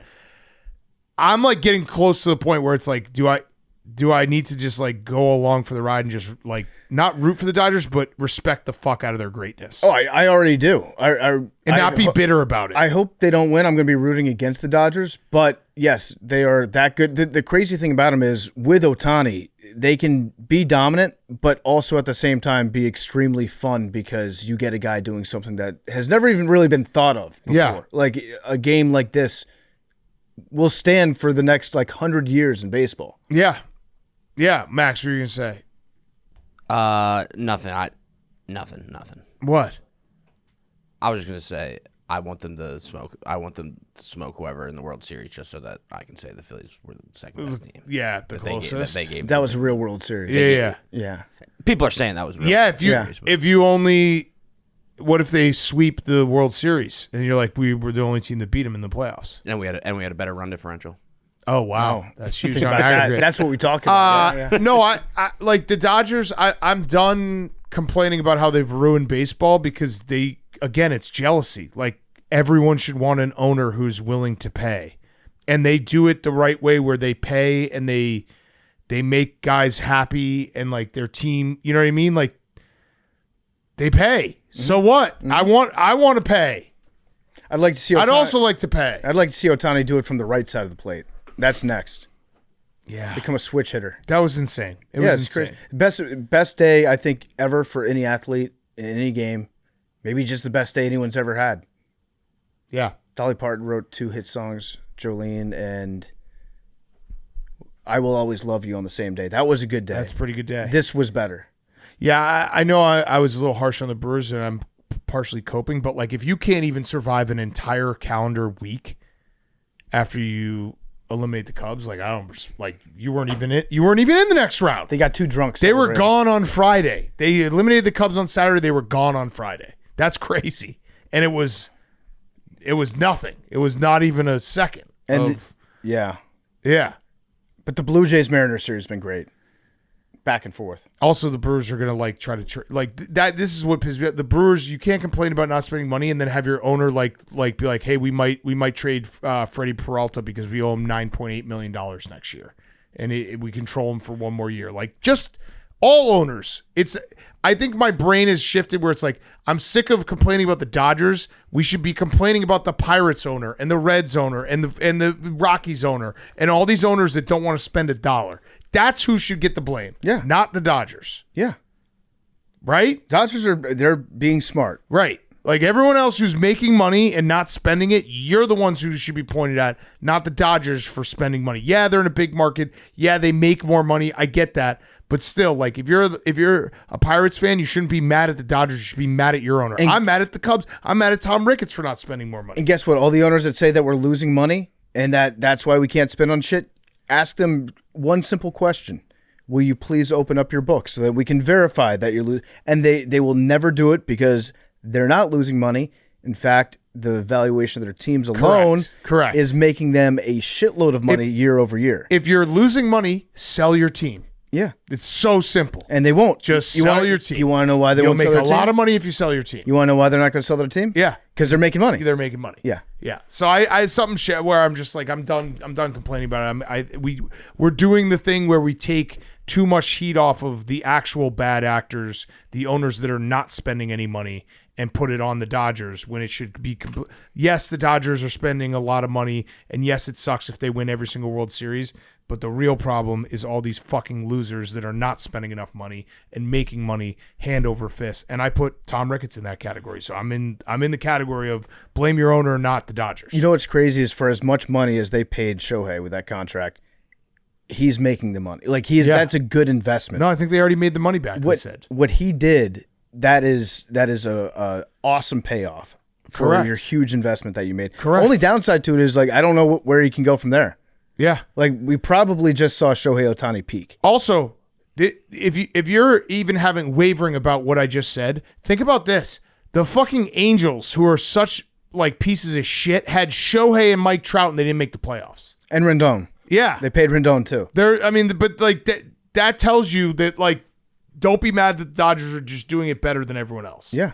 The Blue Jays Mariners Game 7 is going to rock. This whole series has just been back and forth. The game on Friday night was incredible. Yep. The grand slam, maybe the best moment in Mariners history. Incredible. Right? I would say that's probably number one. Maybe probably the clinching game against the Yankees in the ALDS in '95 when Randy Johnson came in and the Negro Martinez. I mean, this game winning. That one was sick though. This has to be up there to go to the ALCS. But yeah, that was an awesome moment.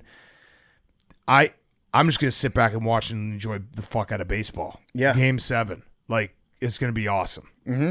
Max, who do you have? Your My buddy had it. Your buddy had a bad night. Tough Friday night. I like that Max can't escape baseball even though the Phillies are out. Yeah. He just texted us on Friday night. He's like, "Yeah, that was my boy who gave up that home run to Cal Raleigh. It was bad." Yeah, and he's like, "I'm getting a bunch of tweets blaming me."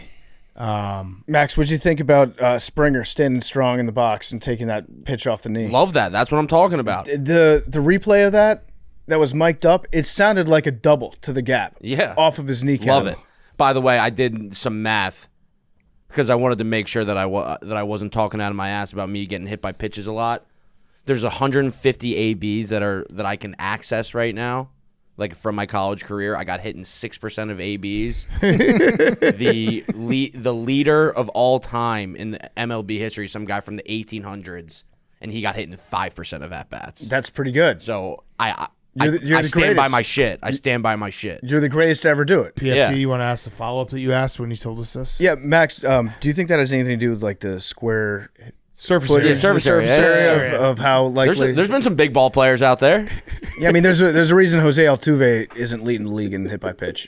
He probably gets hit by a pitch. He actually more. does get hit by Yeah, he probably does. But for the purpose of this joke, if he was your size... He would get hit by a lot more? A lot more. Yeah. You got your own gravitational pull on some of these. Fuck yeah. Once they get close to your orbit. Yeah. The ball just gets sucked in like a planet getting absorbed by the sun. I'm happy we're getting a Game 7. And, and again, the Dodgers is sweet, but we got to see incredible moments.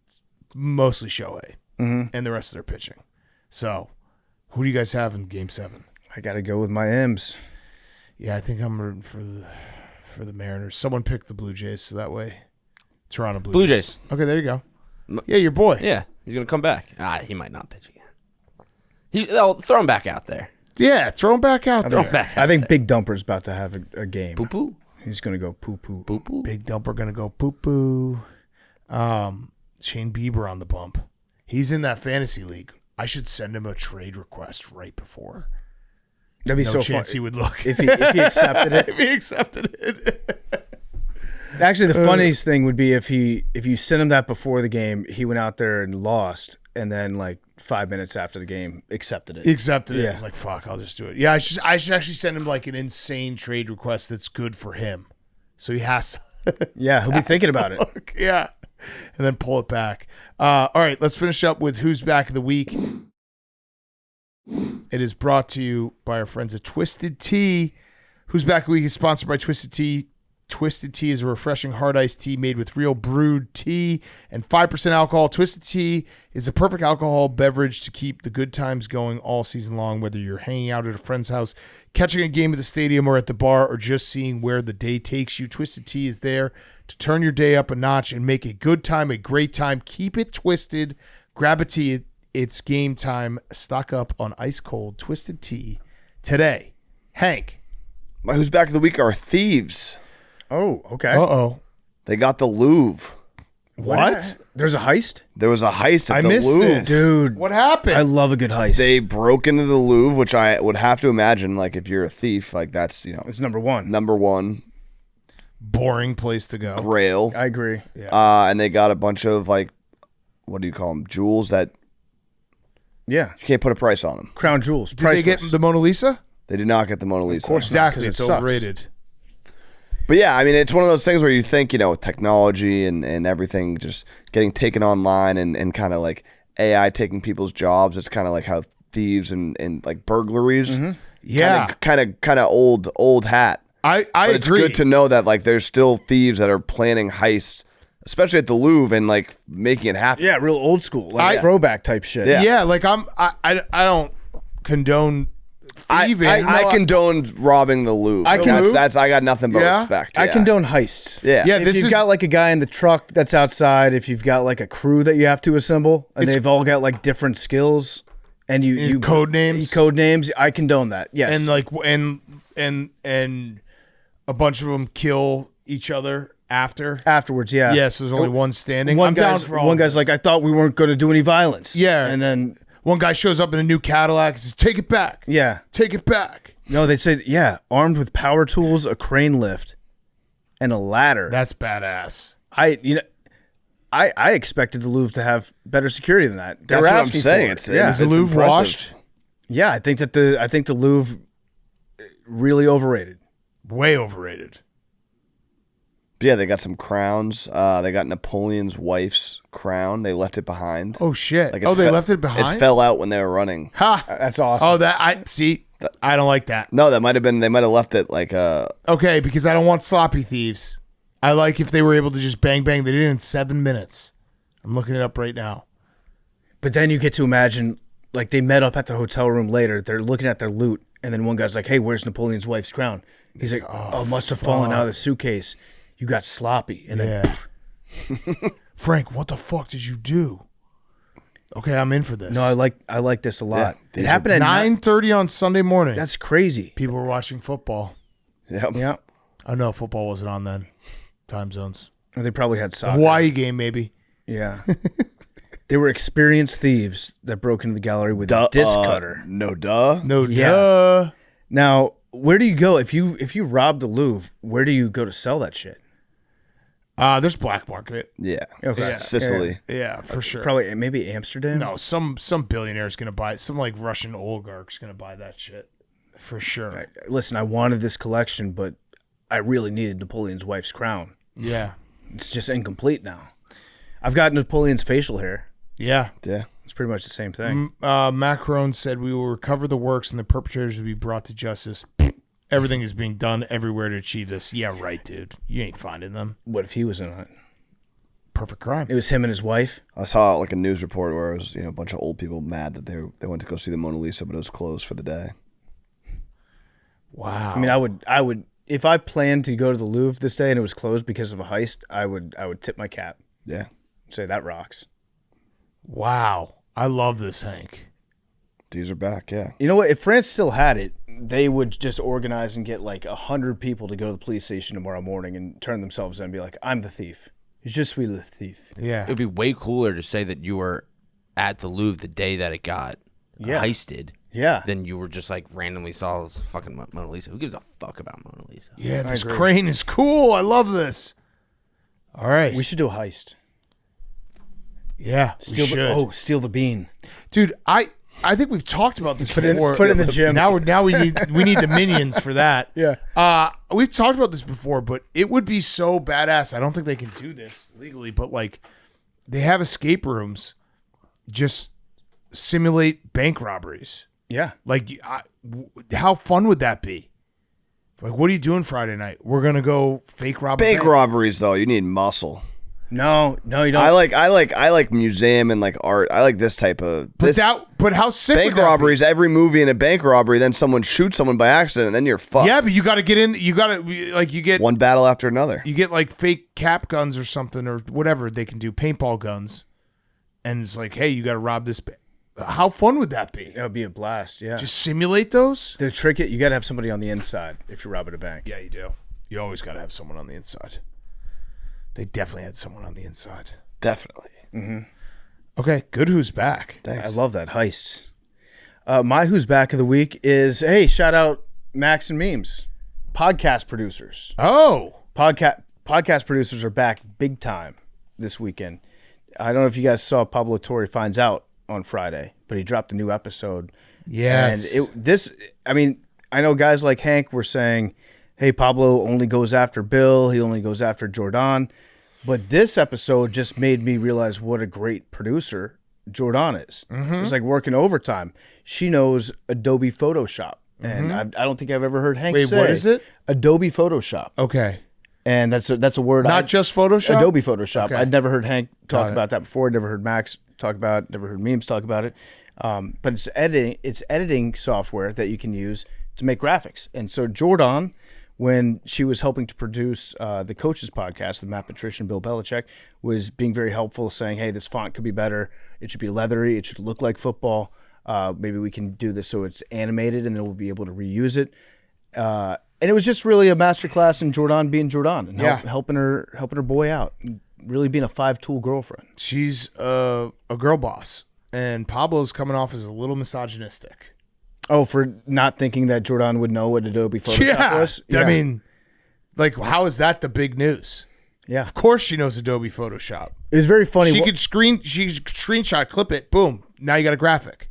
It was very funny watching the actual producer of the podcast like just put his head down when she was explaining what they should be doing. Yeah. Kind of felt bad for that guy. It's also very funny that like Pablo came on this show and explained that he does a mix of like the somewhat boring things where he's like looking into the Clippers and what they're doing, and then these things with Jordan that get a lot of clicks, and he's like, yeah, I got to do both. But every time he posts a Jordan clip, everyone's like, you're such a this bullshit. Your whole podcast is bullshit. It's like he told you he's gonna do both, and I think it's a pretty good podcast. Hank doesn't agree. Hank, I was actually getting mad about people getting mad at you for your reply because your reply was funny, saying that he needs to look into the Jared Goff touchdown. Yeah, he does. He needs to focus on other things. Like Jared Goff touchdown. Yeah, like if Pablo Torre had bet Jared Goff first touchdown scorer, the NFL would be shaking in their boots. I can't do anything. But Pablo can. Pablo can. Do it for Hank, Pablo. Or Pablo, how about this? How about you just teach Hank how to do investigative journalism? And so then Hank can look into these things on his own. Now that's a podcast I would listen to. Yeah. Pablo finds out how dumb Hank is. I think that'd be a great podcast. That was mean. He's like your mentor, and like whatever you want to look into, he will teach you how to submit like a Freedom of Information Act request. I like Pablo. That would be fun. That would be fun. We should do that. Hank goes to school. Mm-hmm. We do need a capital J journalist on this podcast. Oh, Hank's thinking. No, I like Pablo. I like Pablo. What are you gonna say? I like Pablo. But I like Pablo. But no, I like him. Are you Hank, are you afraid that if he teaches you how to dig too deep into stuff, you're going to uncover some things that you don't want to know? No. Absolutely not. No. No. Yeah, no. I do, like, if you're underdog, like, who's leaking that? That's a problem.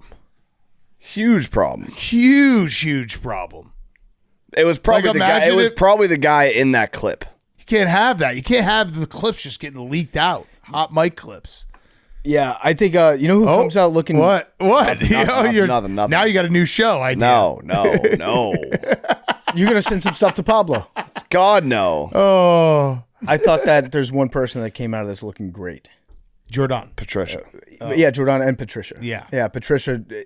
I didn't know that he had that type of patience. He just sat there and was just like, I'm just going to deal with this. My boy's getting some primo pussy. I just got to fucking chill out.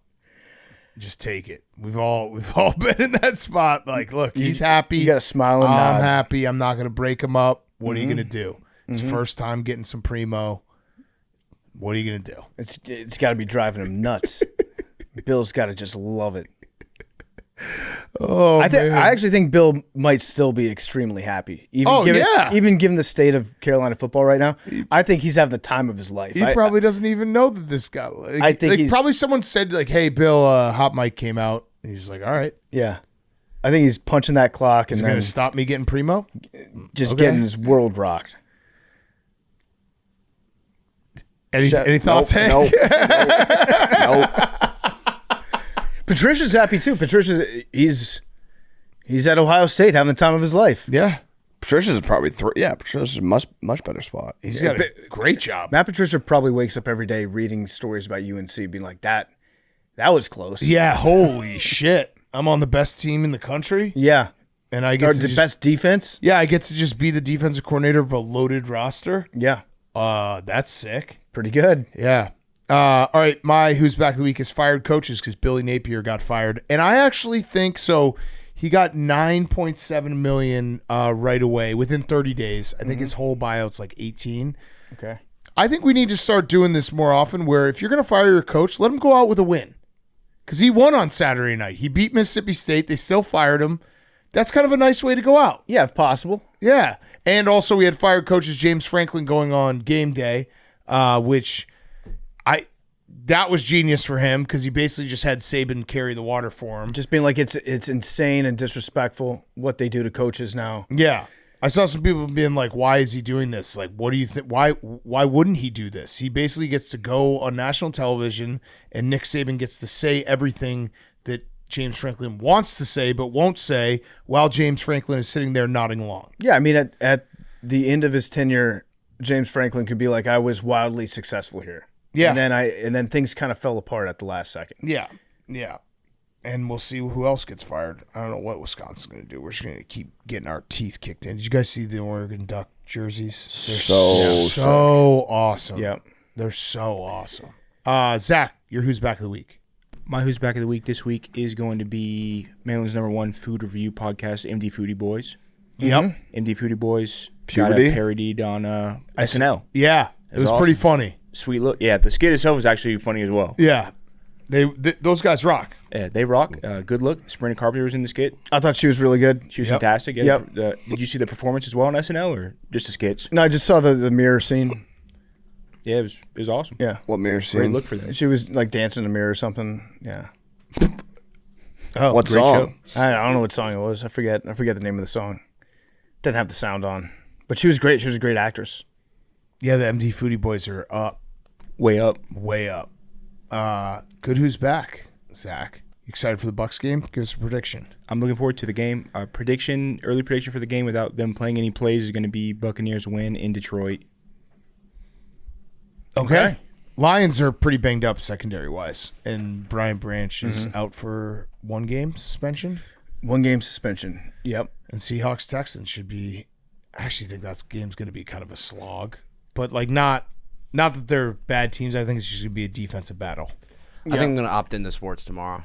Let's go, Max. Sports on won a you back. Monday? Yeah, no, it's good sports. Bonus sports? Really good sports I think tomorrow It's night. going to be a great sports One night. of these 2 football games is going to be great. And Game 7. And Game 7. Game 7. Pray for anyone who doesn't have either YouTube TV or multiple TVs. Mm-hmm. What you don't have YouTube Hank, TV? you still giving me that TV you said you were going to give me? Yeah. Tomorrow? No. Not tomorrow, but like one of these days. Yeah. You weren't asking for tomorrow, though. He wants it for tomorrow. would have been nice. Yeah, tomorrow would have been nice. Actually, can you make it happen tomorrow? Maybe. 10% chance. I'll take yeah. that's better than 0. There's a lot of sports on tomorrow. I'll get whatever. What would you say the percentage is if you had to do a number? I said 10%. 3. There you go, memes. Memes. There you go, memes. Memes is going to win it today. Let's go, memes. Islanders versus Sharks tomorrow too. Great game. Huge. Sharks coach said he was going to give up his coach. He would give up his kid for a win. I like that. Okay. That's how he bad must they hate are. his kid. Yeah. That was almost 33. his back. I guess I got to go 10. It's either going to be 3, 33, or 88 today. I'll go 4. I'm going to go 15. 88. 99. Pug. Go 8. Mariners time? 4. Wait, what? Someone say 88. What did Jack say? Jack said 4. I said 4. Jack. He just loves to repeat numbers. 86. He can't hear. He can't. Oh, he can't hear. Yeah. 32. Damn. You want to do one more? Yeah. Everyone say their number so that we have it on record. 22. 3. 33. 8. 44. 86. 15. 4. Memes, this is one I think you're going to get. It's I gonna really be do. 3. Sure. I think it's going to be 3. I think it's going to be 3. I would love for you to get it right It now. could be 3. Pug thinks it's going to be 82. Oh, Puggy! 99 Pug! Let's go, Pug! This guy. Let's How go, many Pug. is that, Pug? What? I think that's 7 now. Dynasty. Hey, Pug, give us one of these. Pug, yeah, show it to Give us us. one of You got these. rings everywhere, bro. Yeah, you and Shane, ring boys. Holy fuck. There we go. That was crazy. 7. It's been a while. It's good to be back. How long has it been? I Feels don't like know the forever. Yeah, it's been. Like, I was on a hot streak, but there was a big gap for sure. Damn. Memes, why don't you just start taking 99? I tried that. You guys cried. No. You guys cried. Yeah, we might have. Oh, you haven't won since, like a No, year. that can't be right. You haven't won in a year, Pug? I feel like he's won recently. No, it has been a while. Oh, shit. Yeah. Yeah. Wow, Pug. You had a cold streak It was- going. yeah, I know. It was. Good for you, dude. It's good to be back. It's good to be back. It's huge. Wow, Pug. Is that the longest losing streak anyone's ever had on the show? No. Over a year? I don't know. What was Hank's? Oh, no, it's probably not because Memes hasn't gotten it yet. Oh, shit. How close is he still far away from Hank? How far away is Memes from Hank? I'm actually afraid of Memes right now. Why? Because This is an electric podcast segment. People love it. Come on. Zach or Max doesn't know how to work this site. No, Not even close. If you want 99. He's not even looking at Not even close to close. anything relative to the question. cried. Trackers. So long. Look when I at took 99. I'm okay. trackers. It's yours. Maybe tracker. Go up to tracker. If you ask permission. His headphones aren't on. No, his headphones aren't on. He's lost right now. No, this is Zoolander going through. We know. We've been talking about you the whole time. You're not even close to looking at the right places. you're I looking. gave Pug my headphones. I had no That idea. What doesn't you were mean saying. you. Yeah. Oh. But you still, we're looking to see how close is Memes to catching Hank. Oh, yeah, it's right here. I couldn't hear you. Memes will tie Hank's record. Oh wow. Oh wow! He's got a tracker for. Can we get a clock up? Days. Yeah, we do. We have to get a clock. 263 days. Oh my gosh. Okay. Memes, we got to get you this. He'll get it. That's He so will get long. it. That's so long, Memes. Think about that. Memes, when would you get nervous? I don't know. Okay. 100 days? If You'll get it. Memes, what were you saying about was Pug bitching when you? Oh yeah. No, you didn't ask. Oh you didn't yeah. ask permission. What the fuck kind of show is You it? just stole it. If you were like, "Can I have it?" I would. I'm give sorry, I didn't ask permission for your lottery ball. It. All you had to do. I didn't ask to borrow your car. Oh. All right. We'll see everyone What Wednesday. are we doing? All right, good job, Pug. Congrats. Congrats, Pug. Thank you. Congrats, Pug. All right. Love you guys.